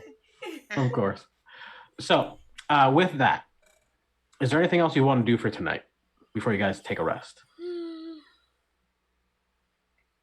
No, Sleep sounds great. Yeah. I don't think we should. Again, we are in the tiny hut though. I think maybe we should head. I'm gonna go to the tavern to sleep. I'm not gonna stay in the hut. to I mean, sleep. or you could stay in the hut, consider. Are we talking about like orgy? A what? Perception. There is a child in the hut. You Oh, should shit, I forgot, definitely leave the hut. I forgot. Jail. Shit, yeah. Are you saying you Alright. want me to stay in the hut, but everyone else leave? That is what I was trying to That's what imply, you were yeah. implying. Ezra would like for. In uh. fact, here's the thing: you don't actually have to ask them, Ezra. You could just will them to leave. It's your I hut. could. That's less polite. Me, Ella, and Gil are just slowly sliding out of the Yeah, hut. I'm like getting up and like you two have fun. Okay. So, Derek, what is an orgy? And we're not gonna do that scene. It's like a special group hug. Oh, that sounds fun. No, No, it's no, not. No, no, it's no. don't. No. No. Guys, they No. look like. I mean, you see, this is why I It just is an believe children adult shouldn't be around. party. It is an adult party that kids aren't invited to. I'm sorry. You wouldn't have fun anyways. And adults are so lame. We are. You were right. Yeah, legitimately. The lamest. Uh, You have inflicted this curse upon Derek L. Sorry. No, Derek did this to himself because Derek decided that he was going to be responsible for a child that didn't belong to him, okay, in every sort of the manner. Like, he took it upon himself to be responsible about this, and he's just becoming more responsible. Derek did this to him, okay? And so Derek can suffer because that's what happens when you choose. That's what happens when you choose parenthood, is just choosing suffering, okay? And if he made that choice for himself, let him do it. I respect it, you know. I enjoy some suffering occasionally as well. Not in the form of children. I think maybe getting choked is fine, but Oh yeah, definitely. I'm down for that. Me and Gail are to. I'm looking at Gail going. I don't know really if you want to hang out at the tavern. We're just going to be sleeping. So if you want to go back and hang out with your friends at the kids area, whatever it's called, The youth center. the youth center, I'm just a whisper, a message away.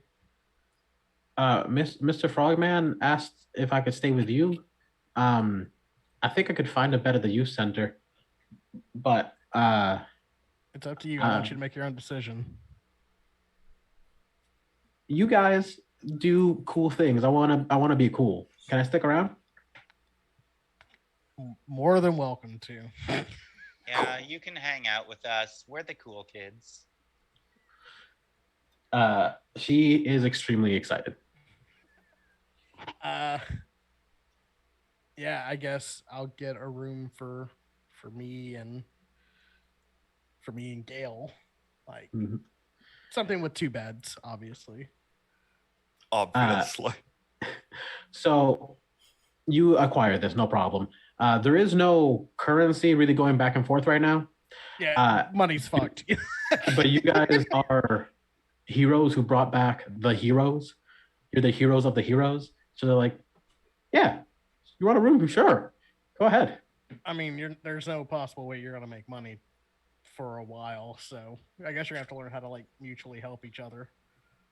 I mean, this seems like the city that already does that.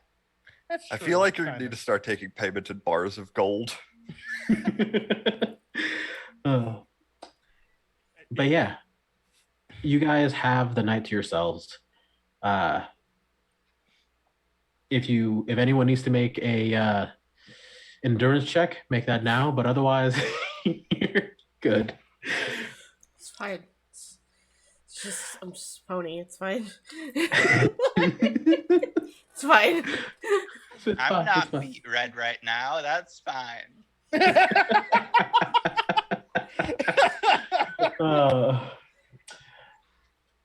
But I would like, if there's no other scenes you guys would like to have, then Is Gail asleep? oh yeah, as you guys get in the room, she jumps around the bed for like 3 minutes and immediately passes the fuck out. Mm-hmm. I'm gonna sneak out. Oh, Where are you going? Ella, you hear a knock on your door. oh. Yeah, I open it. Oh, hey, what's up? I got a feeling like the next couple of days is gonna be weird, and I know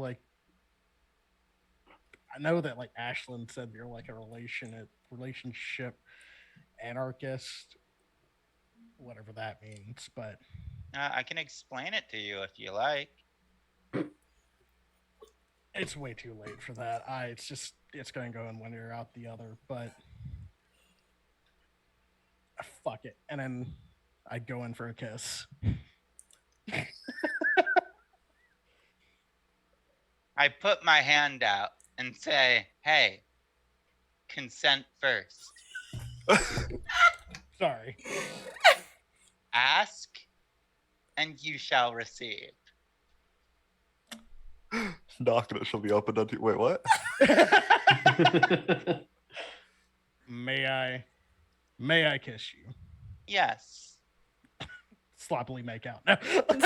Yeah. At that point, it just baser instincts take over. Well, with that, we'll go ahead and fade to black. Just roll a d4 for me, so I know how many things you break. Jesus Christ. Dealer's choice. 3. Now. 3. Cool. You're supposed to Anyways. be like resting your exhaustion, Ale. I'm not exhausted anymore. I'm just really weak. So, I'm getting thrown around a little bit. Look, if Elle wants to be a pillow princess, she can be a pillow princess. It's fine. As long as you're not casting spells, you're fine. Yeah, exactly. You get it. Spell components do not belong in the bedroom. So Lies? 100% lies. Utter With that- lies. Very lies. Utter lies. with that, however, Well- Ezra, throughout the sorry. Wands belong in the bedroom more than spell components, but I'm in so much pain right now. Oh my god, that is so funny. What? Fuck. Ezra, make a wisdom save for me. a wisdom save. Yes, please. Sure. In the middle of the night, you guys are sleeping through. After whatever activities any of you get up to. Mostly Ezra wanted company, less than actual sex. He's just very awkward about it. So when everyone leaves, Ezra's going to turn to Ash and be like, "Thank you. I need someone to be next to me." I will wipe can't. off. I will wipe off my human makeup so that I'm a big comfy pony, so you can rest your head on my body. all. Mm-hmm. Making a wisdom save. Yes, please. I don't like making wisdom saves out of random periods in the night. Yeah. I do like it when I succeed, though. That's a 20. Oh Ooh. yeah, good job. Natural? No. So, with that, you know something was trying. When you wake up, you know something was trying to communicate with you. You heard like a knocking at your mental door and the muffled, trying to talk to you, but nothing was getting in. I hear a knocking, a tapping at my chamber door. Huh? What? Quoth the raven nevermore. It's just Derek with a ball gag. But with that save, nothing happens for you this night. And the morning comes. It's surprisingly peaceful. Quite a lot in the other room, actually.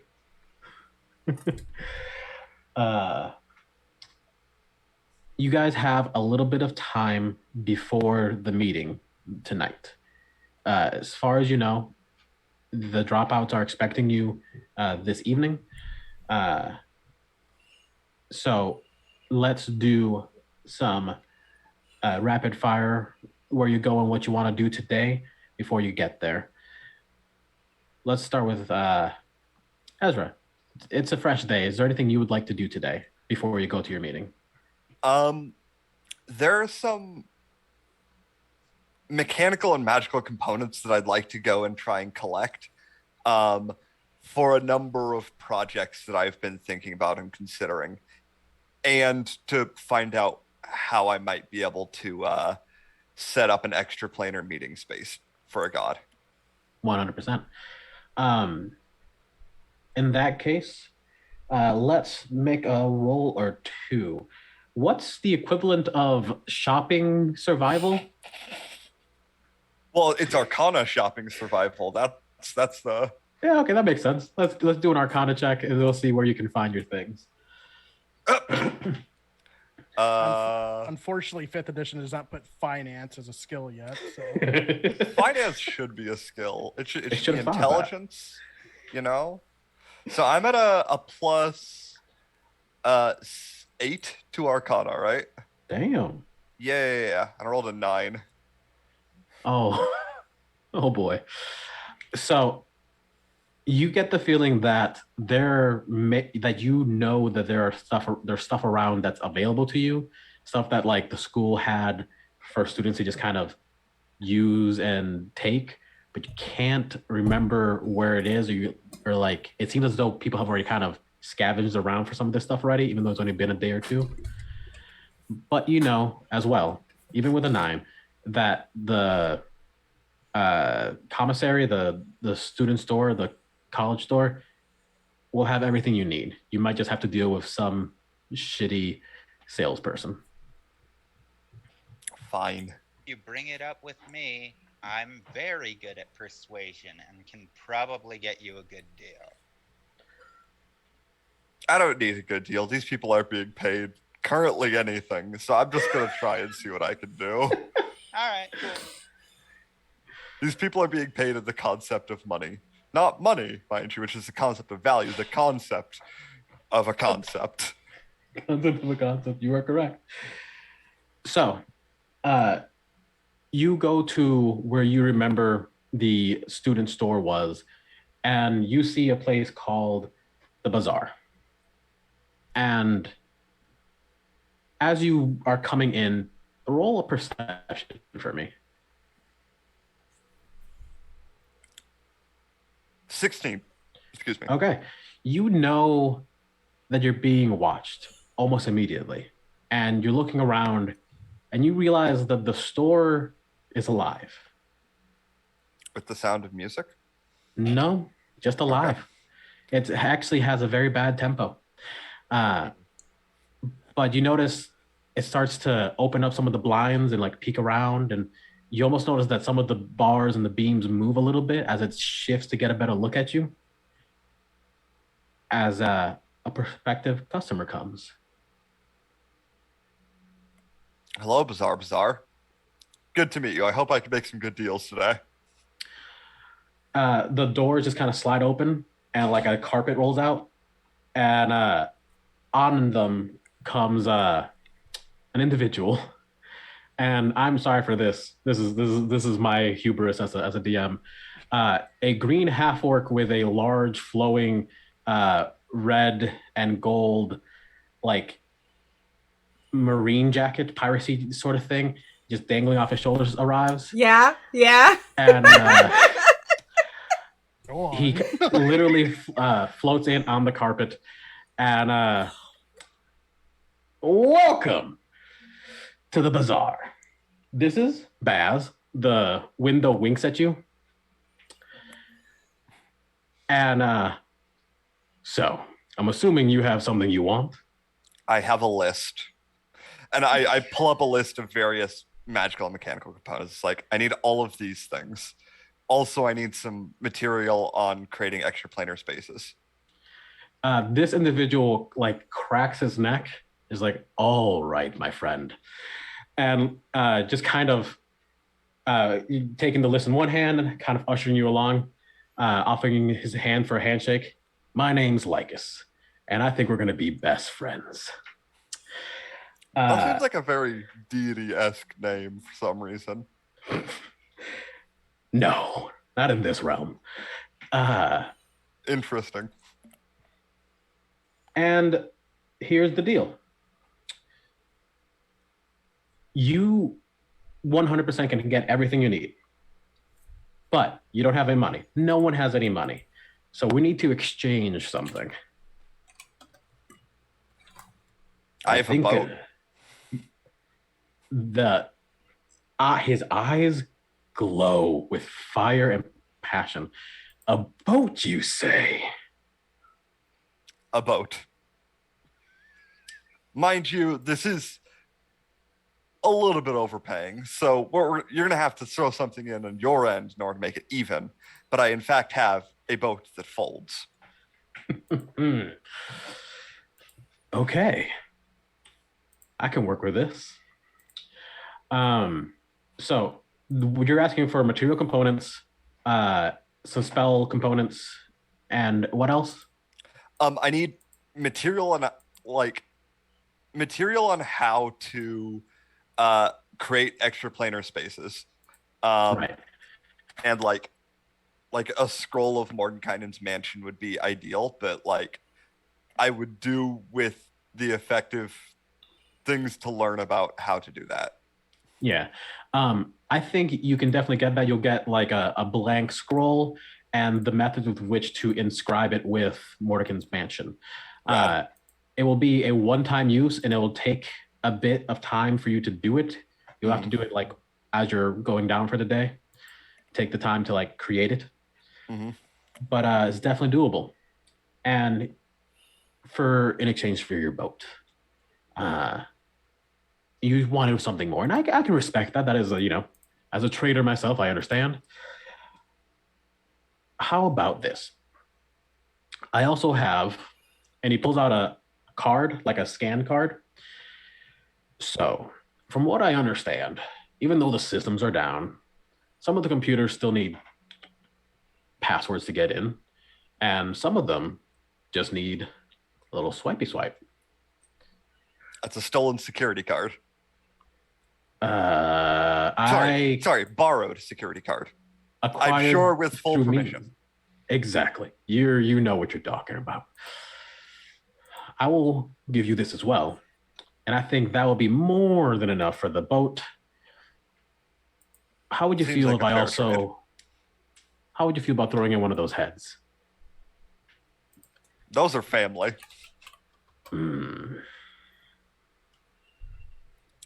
You're going to have to give me something a little bit more than that if you want a head. Well, you weren't using them. I have to just figure they're just there as trophies. They make very effective bases, too. Oh, that's what I was forgetting about. Nah, don't worry about it.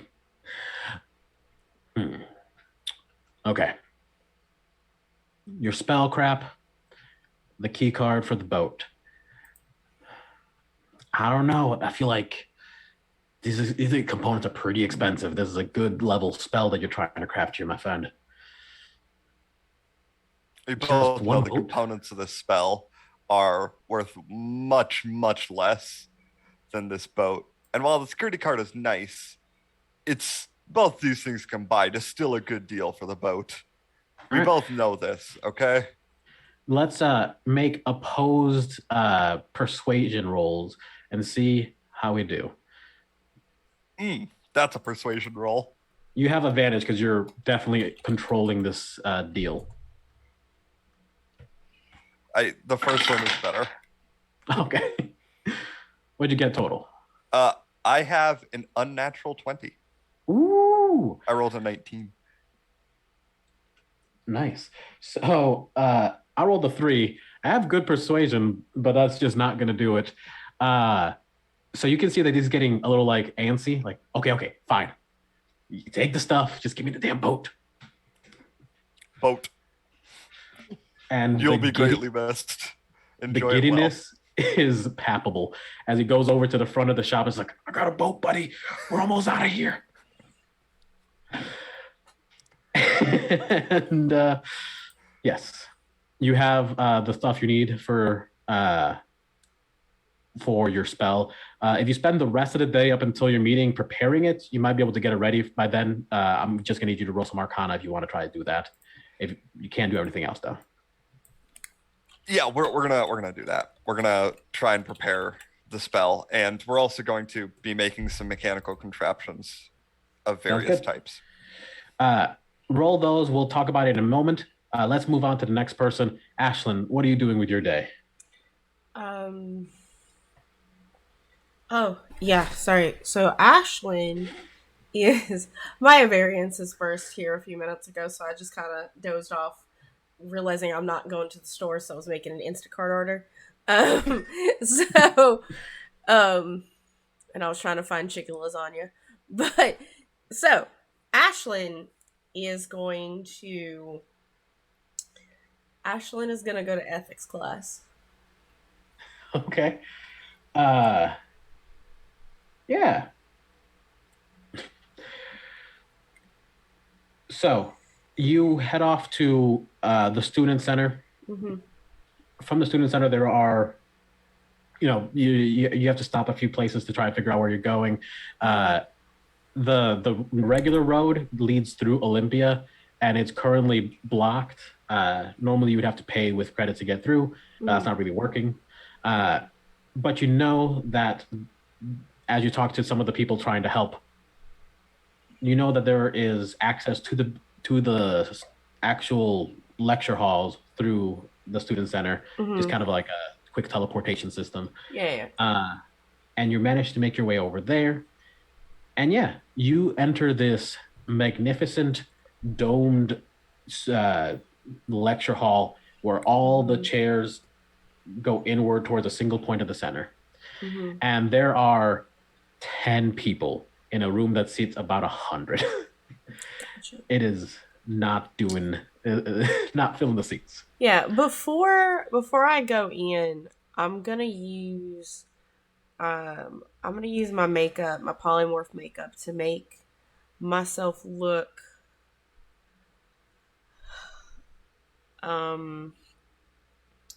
like Ashlyn from the real world.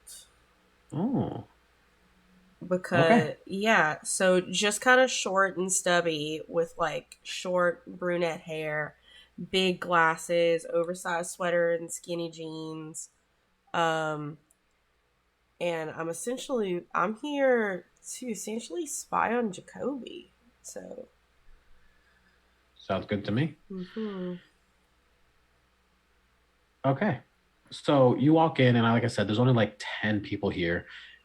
The professor is a Goliath man, kind of speaking currently about the ethics of utilitarianism versus, idealist beliefs of what could be, all this crap about like, what does it actually mean to do good versus be good versus do enough to help people survive? What is actually helping?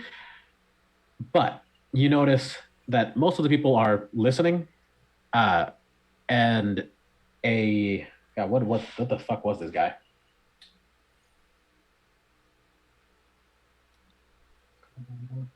I don't have a race or anything for this thing. Ooh. I just wrote down some nonsense. Can he please be a turtle? Or a dragonborn? Master Oogway. Lizard folk. Or a Luxodon? I'm sorry, I'm just throwing out like the weirdest things that I could. No, he's a satyr, sorry. A satyr? I did write it down. It's just on a different page. He's a satyr. Go figure. Gotcha. Okay. Yeah, he's a satyr. Cute little curly horns. Mm-hmm. Nicely defined legs. One arm, and is currently in a like karate gi that he seems to just wear as though it was clothing. Mm-hmm. I'm gonna slide into the seat, like kind of next to him, and just sort of lean over and whisper, hey, excuse me, sorry, excuse me. Yes. Oh, hi. I lost. I had a little. I was under the weather the last couple of days. I was just wondering if I could see your notes. Yeah, he's gonna.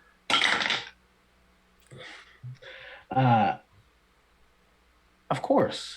Ashlyn, right? Yeah. I remember you. I haven't Me? seen. Oh. No. Yeah. Okay. I haven't seen any like looks you up and down you in a long time. Yeah, I just woke up like this. And I'm a little confused, honestly. Like, I'm just a little confused in general. But I do know I'm supposed to be here, despite it being weird. So it's ethics time. He leans in, just kind of like, so you want some notes? And he like ruffles around. And he pulls out just like a crumpled notebook with handwriting, I suppose, but it looks garbage, barely legible.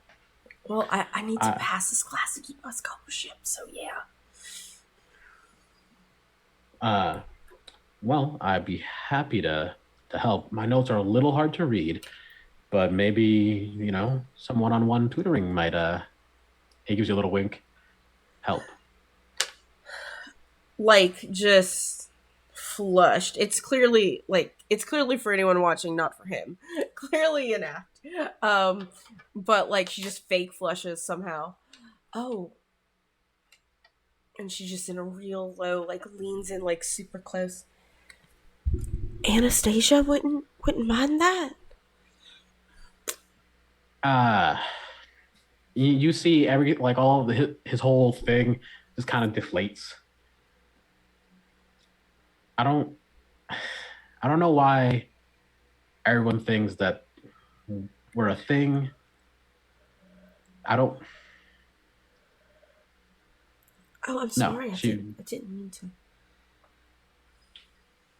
Look, she's just an old friend who's a little possessive about things, and a little disappointed in me. I don't. Are you okay? Are you safe? Oh yeah, no, it's not like that. It's we grew up together. We were, battle buds. And she's just mad that I decided to do literally anything for myself other than just be her right hand. Whatever. I heard a rumor. Do you want to know it? Oh, I love rumors. It's about Anastasia. Maybe you can confirm it for me since you know her. Maybe. Was she fucking the dean?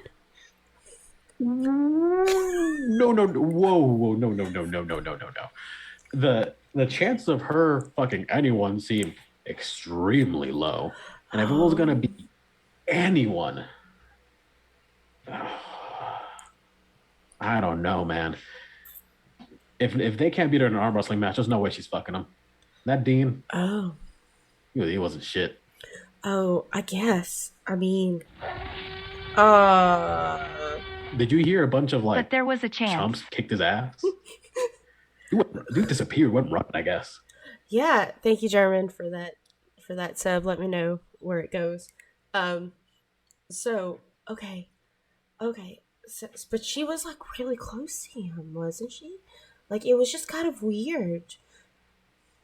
They had a well, okay. This is hearsay. Mm-hmm. For me, it's her say, if you know what I'm saying. Yeah. She's bringing in a lot of business for the school because of, her fame and all that bullshit. And she didn't actually finish high school or anything, really. Did she not even get her GED? No. Oh. But the dean agreed to let her in as long as, and, get her the things she needs to get in, as long as she was real public about it. So I think they had a working relationship. I don't think they were close. Okay. So just to be just to check, if she catches us, I'm not gonna be in danger, am I? No, she doesn't really care like that. It's just like I don't even want like grief or like oh how about this? What if hold on, I need to, my lips are dry. I'm gonna put on my chapstick and cast friends. Where does she normally spend her time so that we just don't run into her? Does friends have any sort of role associated with it? It's just like it's a disadvantage. It's an advantage or disadvantage on a persuasion check for someone to like they it's not like to be saved or anything like. Right. Then yeah, let's go with a persuasion check, and this is more of a it isn't so much like, hey, I want to convince you to tell me this thing. It's more of a persuade him into like almost like a fake bluff. Yeah. Because you haven't lied about anything. You're just kind of like, I'm not as sinister and manipulative as I look. Kind of persuasion. Well, here's the thing. She doesn't look sinister, manipulative at all. She looks like a meek, like just kind of like this. Like think of like Haruhi from Ouran High School before like Haruhi got the man makeover. Like that's what Ashlyn looks like in that form. So in like her normal self. Persuasion. Let me find my character sheet. Again, don't have my 18. Oh, yeah. Okay. So this isn't really much of a secret, but because everyone knows she has the largest house in Olympia. But that's not usually where she is. There is a gym in the stadium that she spends every waking moment in. And it's closed off to most people. But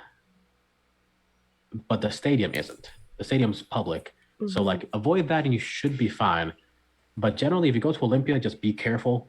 Every once in a while, if something goes wrong, she'll rampage a little bit. But should be okay. Just stay away from the stadium. And if she does rampage, you can always give me a call. My house, our house is right across from there. Our house? Who lives with you? Oh, my brothers and sisters. We started our own little fraternity. So what is it? Is there a word for both of them combined? A cult. Yeah, we have a little cult room.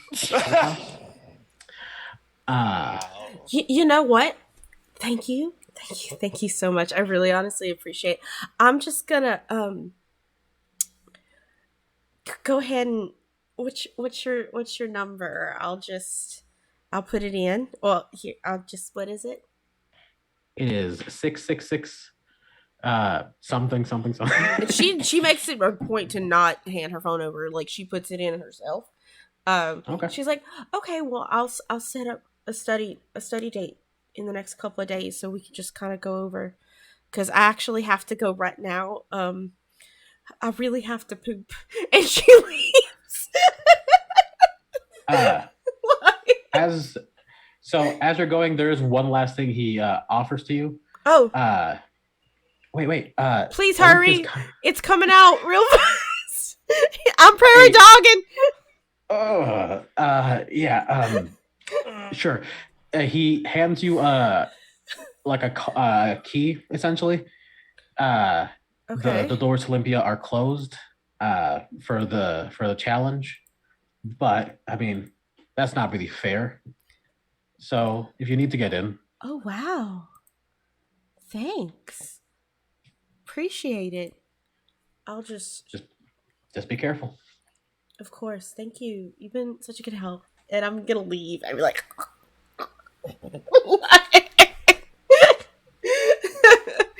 it's like I'm gonna go back to my robot. Aw. But yeah, no, that was Ashlyn's task. So Hell yeah. That was disgusting.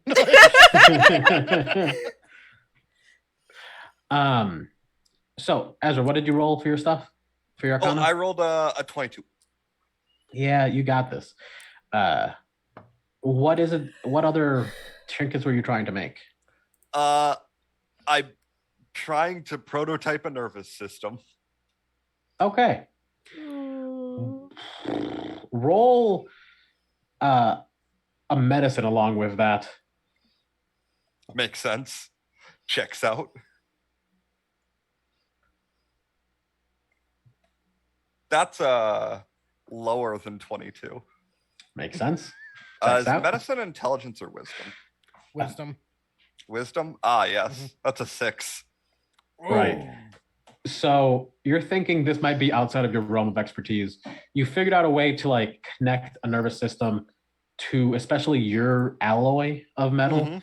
so that you have some sensation. It's not going to be the same, obviously, but you have an idea of how to do that. But like in terms of like how the nervous system actually functions and like which basal ganglia need to be where and how that works, beyond you. You might need someone who knows more about medicine to help you. I had to find a brain doctor.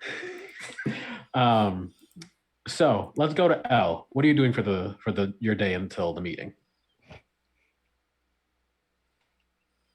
Well, honestly, I don't feel like she has a lot to do.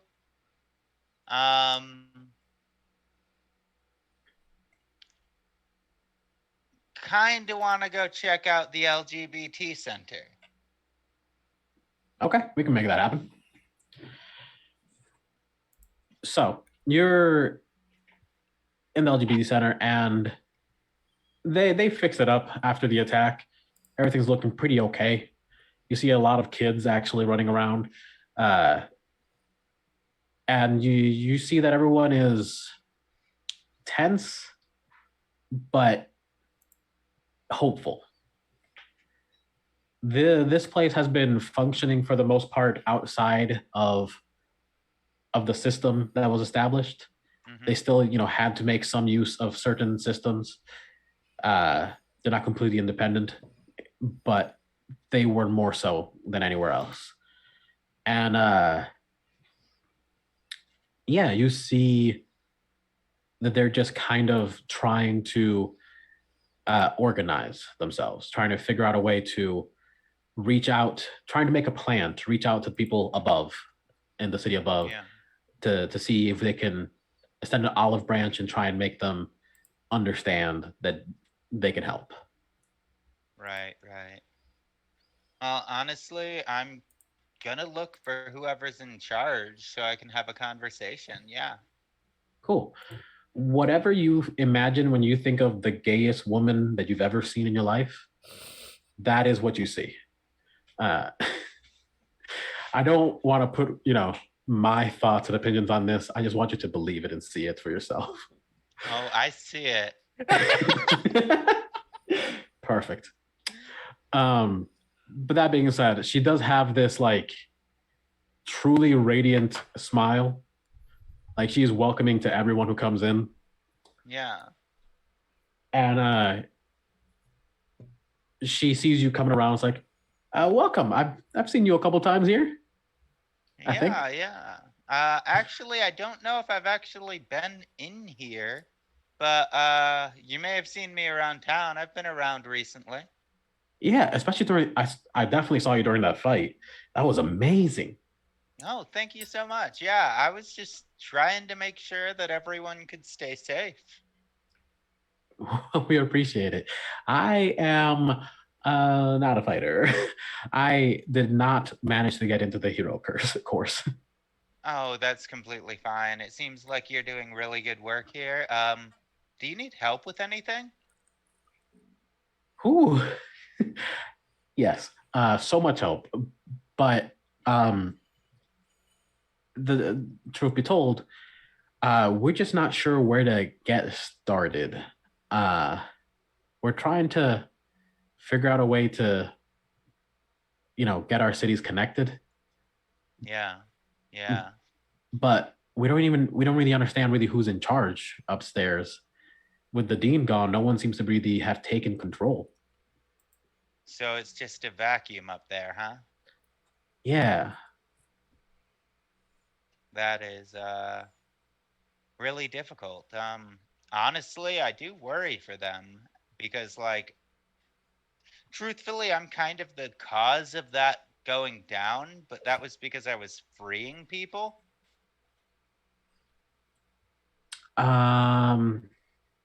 Okay. That is above my pay grade. Yeah, maybe but a good to little know. bit, but just know that like it wasn't like I wasn't trying to. It was one of those things that it was just like a. Are you a hacker? You a cyber terrorist? Oh no. The dean actually had a god trapped in a crystal, along with thousands of souls, if not more, and I kind of let them free. She Yeah.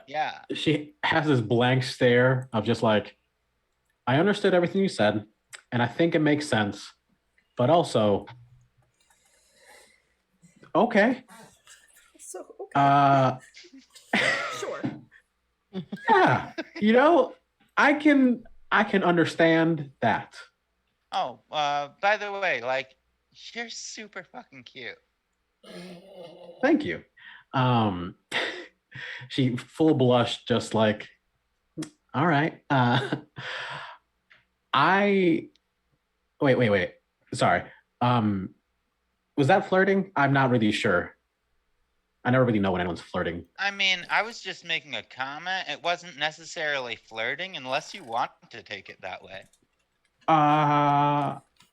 How do I talk to girls 101? Right? Yeah, Derek legitimately. Listen. Here's the thing. Every single one of us who is attracted to girls do not know how to talk to girls. We just don't. Like, that's a rule. If you're attracted to women, you don't know how to speak to them. Yeah. It's a big move. That's true. Yeah. But yeah, she's obviously stumbled. Maybe next time. We'll flirt next time. Okay, She that giggles. sounds cool. But yeah, like, are you gonna be coming to the meeting tonight? Oh no. Emily's gonna be our representative for this little outset of the room of the city.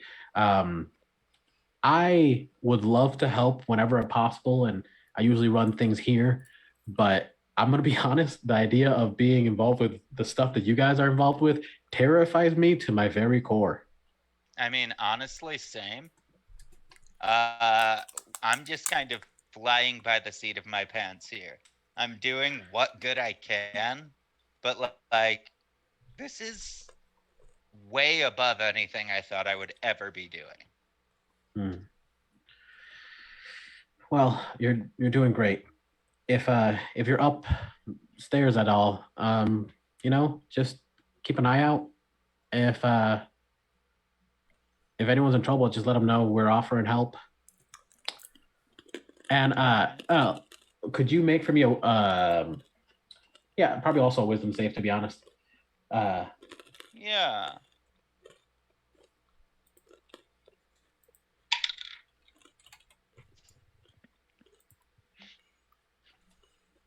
Natural 20. Yeah.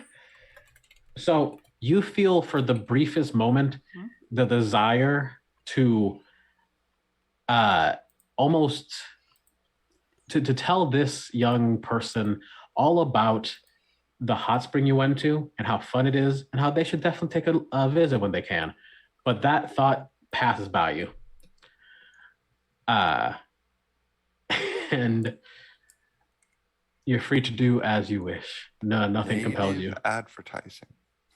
If the thought passes through my head, even for the briefest of moments, you know what? You should check out the hot springs. It's a really good place. Really relaxing. Take some of the exhaustion off. So like you seem like you're working yourself to death.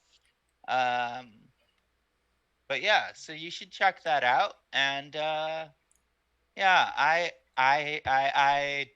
don't know what to say. I'm gonna go. I appreciate that. Thank you for coming.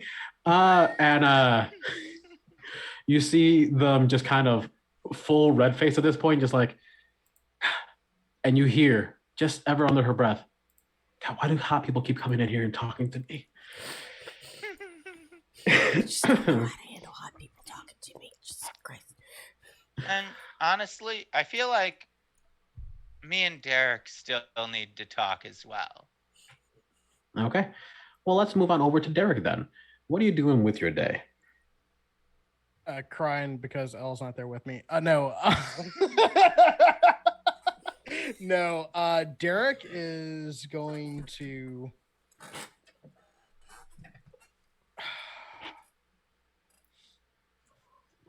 Derek is going to. Just thinking what I would. Derek's gonna go and find the nearest kind of like open plain or something like that, like a nice foresty part, or just kind of like, if there's like a Central Park type area in this town-ish place.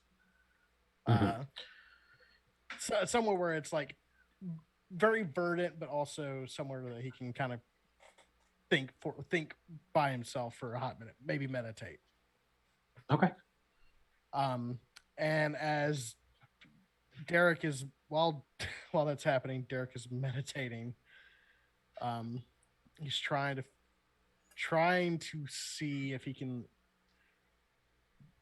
find the right path.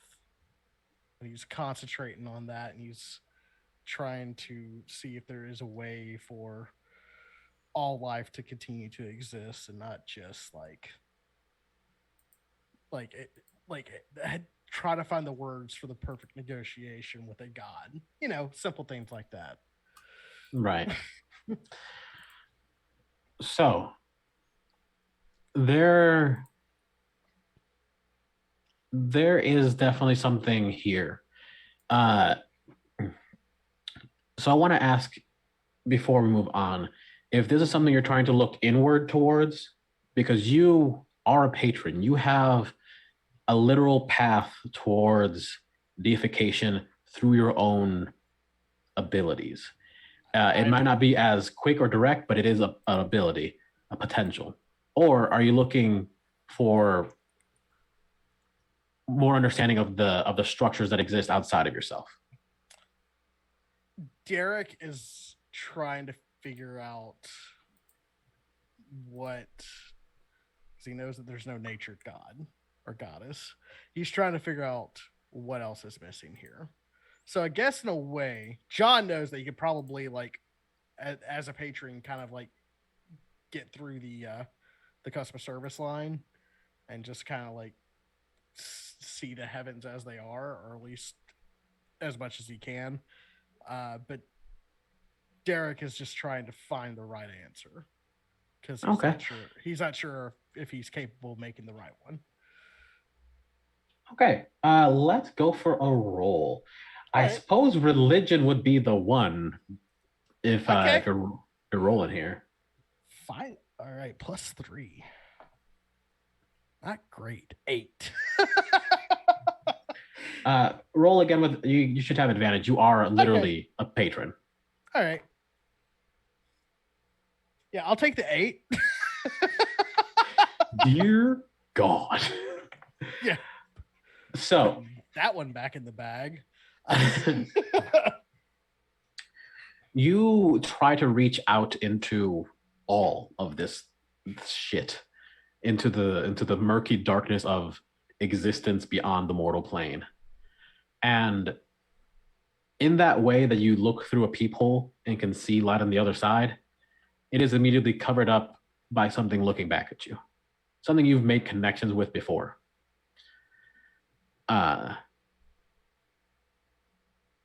You have a moment here. You aren't getting what you wanted. You don't see a path, but you have a connection for a brief moment with something beyond you, something powerful. Is there anything you want to say to it or in general? Who are you? Ask your buddy Ezra. We met for a little while.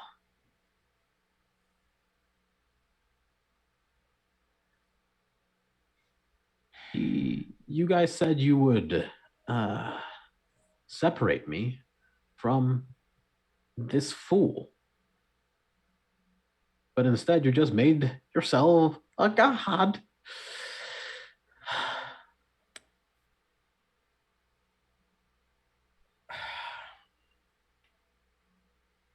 I'm not aware of any deal we made.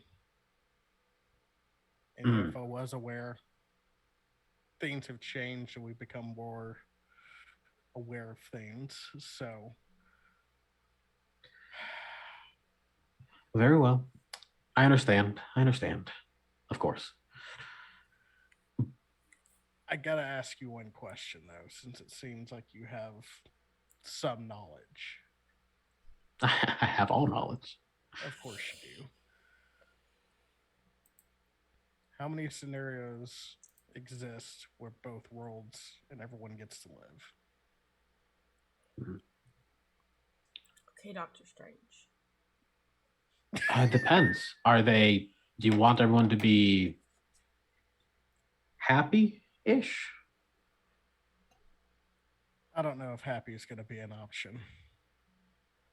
Because I think happy is limited. There's maybe one possibility in which everyone is okay. Not happy, not sad, just alive.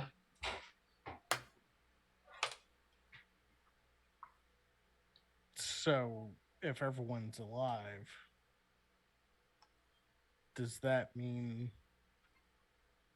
even the villains get to live? I mean, there are people too, unfortunately.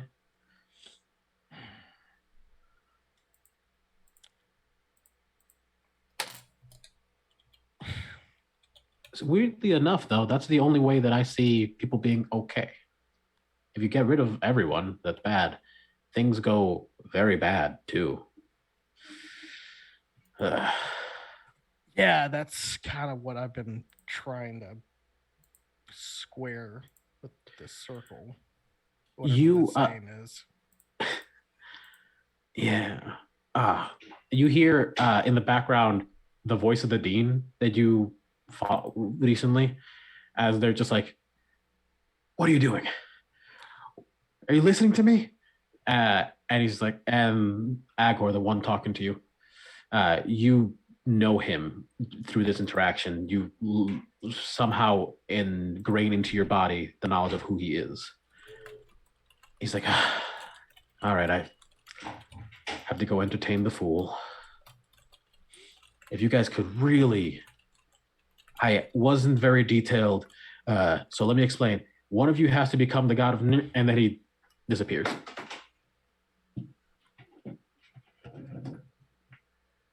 And I kind of like snap out of the meditative state that I was in.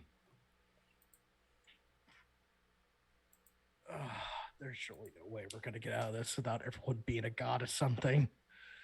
Oh, this went from complicated to damn near impossible. What the hell have you got yourself into, Derek? And it was just one night. Why are you? Oh God, here we go again with the self-doubt. All right. So, while Derek is kind of mumbling and grumbling to themselves in what is essentially a community garden with a little bench that not very many people, are frequenting, you see him. Yeah, I approach immediately. I'm like, hey, how are you doing? You look stressed. I'm trying to find a way where everyone can walk out of this shiny and new, and I just don't see it. Yeah. I don't see a way for everyone to live and everything to be good. I don't see a way for us to save really anything. It's 1,000,001 shot that we could fix this. A shot's a shot. We have to try to take it. Well, it's true. Also, about last night, I apologize for being so forward. I didn't know that. There's no apology necessary. I know. I just feel like I kind of came on a little too hard, and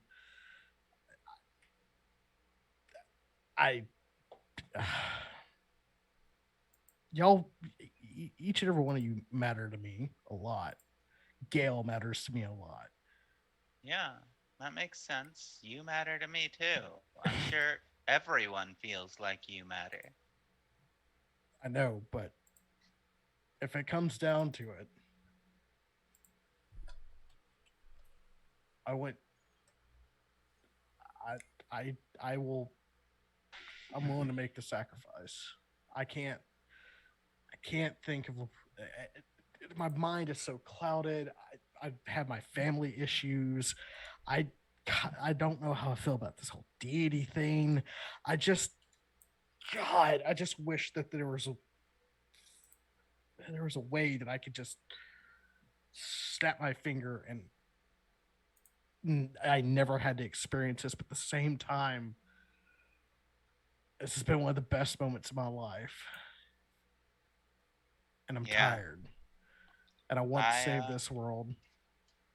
I definitely feel you. And honestly, I feel exactly the same way about how everything is. Like, I feel like, honestly, even if it kills me, I am going to do everything in my power to make this work. I am willing to die for this. Well, I hope you're not the only one. Because there's going to be some death. There's going to be a lot of it. This is fixing worlds. Who would have thought? What the hell are we doing here? You were in college 5 days ago. I'm 19. Why the hell am I fixing? I wouldn't want to be around anyone else besides this group. I agree. Even even when we disagree, we still know we're here for each other. And I'm glad that, like,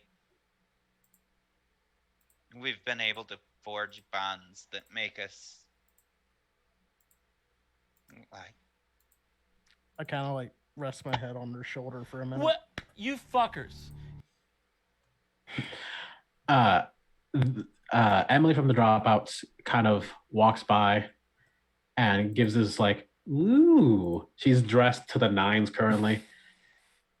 Well, are you two just about ready to join us? We've got everything set up for the meeting. yeah, just 1 second. Yeah, things are complicated. Not that way, but I mean, I don't know. Maybe they are complicated that way. Hey, just one thing. Being a relationship anarchist means that, like, I don't do the whole boyfriend-girlfriend thing. I let the relationships form the way that they're going to form, and I don't like to put labels on it. So, like, I like you, you like me, that's enough for now, right? Yeah, that's good enough for me. Cool.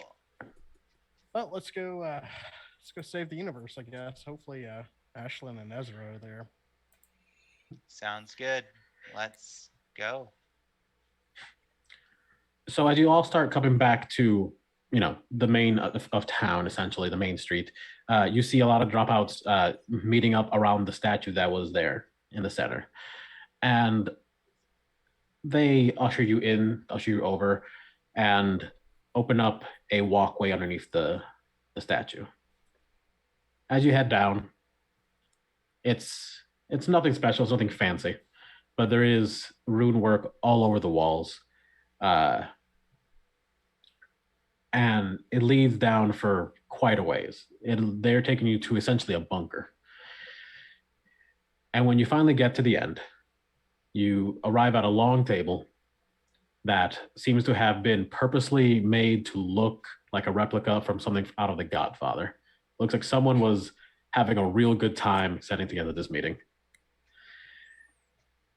And as you enter, Emily tells everyone to sit down, take their spots, and wait for the Fae to show up.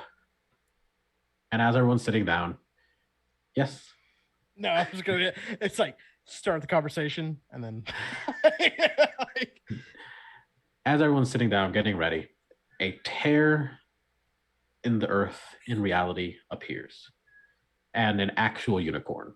Not a centaur unicorn, just a real, live-ass unicorn walks out. With them is the fairy that Elle definitely doesn't like. But also, there are a couple of other fey creatures beyond just fairies that came to be a part of the conversation. And the unicorn speaks. So, are we late? Hi, everyone. I'm Altair. I'm going to be the representative for the Fae. From what I understand, we're looking to kill some gods. And that's where we're going to end this episode. That's the answer. It's like, Who's to say? Who's to say? Excellent, wonderful. Well then, with that, thank you everyone for coming and showing up. Yeah, we'll see how we have 2 episodes left of the show, of the season of the show, because we're talking about coming back after Christmas. But yeah, and as a reminder, for the last 2 episodes, we're actually checking on an extra half hour at the beginning of the show for the semi-finale and the finale. So we will be starting at 2:30 Pacific time, 3:30, 4:30 Eastern. So 5:30 Eastern. 5:30 Eastern. Sorry, 5:30 Time Eastern. zones, Time sorry. zones. Sorry. So keep that in mind. And as far as where you can find me, this is my only show on my own channel right now. I'm not really venturing out anywhere. I'm still on vacation as I still have an entire stream that I still manage. Viv, thank you so much for the sub at the end.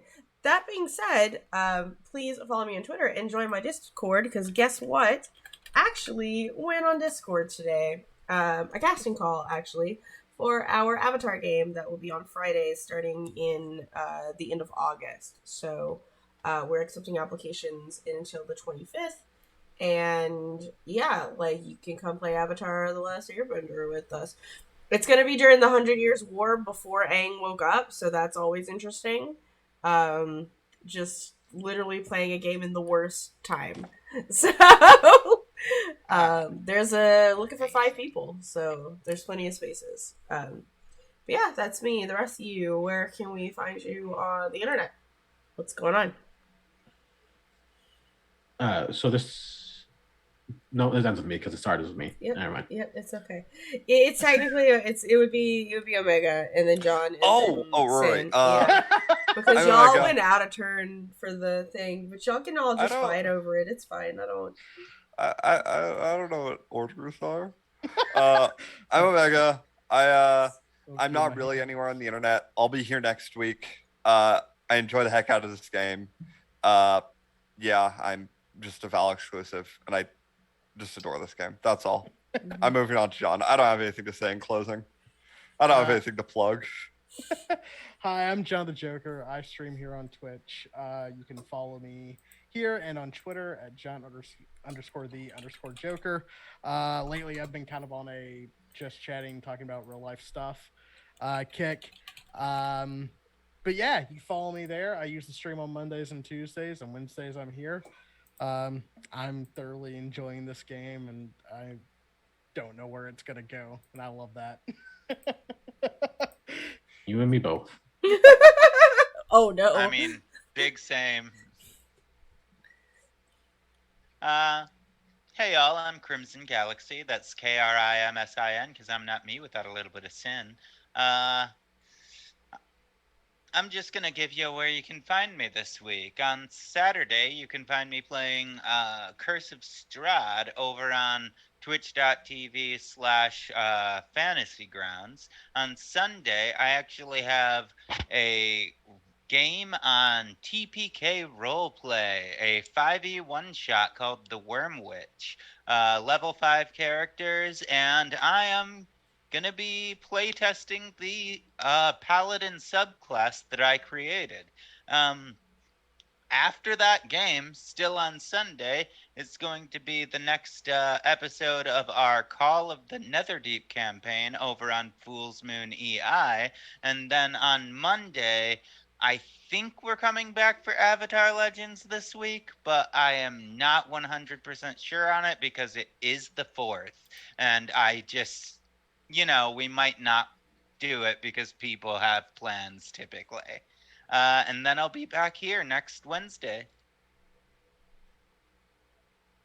All right. So now it ends with me. So you can find me on Twitter at CryptidDelta. Mostly I just post links to the things that I do because I'm incredibly bad at social media. And speaking of the things that I do, you can go to deltacryptidproductions.com. And there is literally everything that I do, including 2 actual plays, a D&D 5th edition actual play, and a Terramahia actual play. Terramahia being a game that I created. It's free on itch.io. Also linked through the stuff. And the Mondays, which finally released one this Monday, my wife and I do a podcast. We just talked about Lightyear. It was cute. Better than I expected, considering Lightyear. Yeah, fair. A low bar. Yeah. All right, but that's all I've got. Thank you. All right, friends, and with that, we're going to go say hello over to the Venture Maidens, who are also playing some Dungeons and Dragons tonight. Until then, we'll see you next week. Bye. Bye, everybody. We appreciate and love you. Yeah.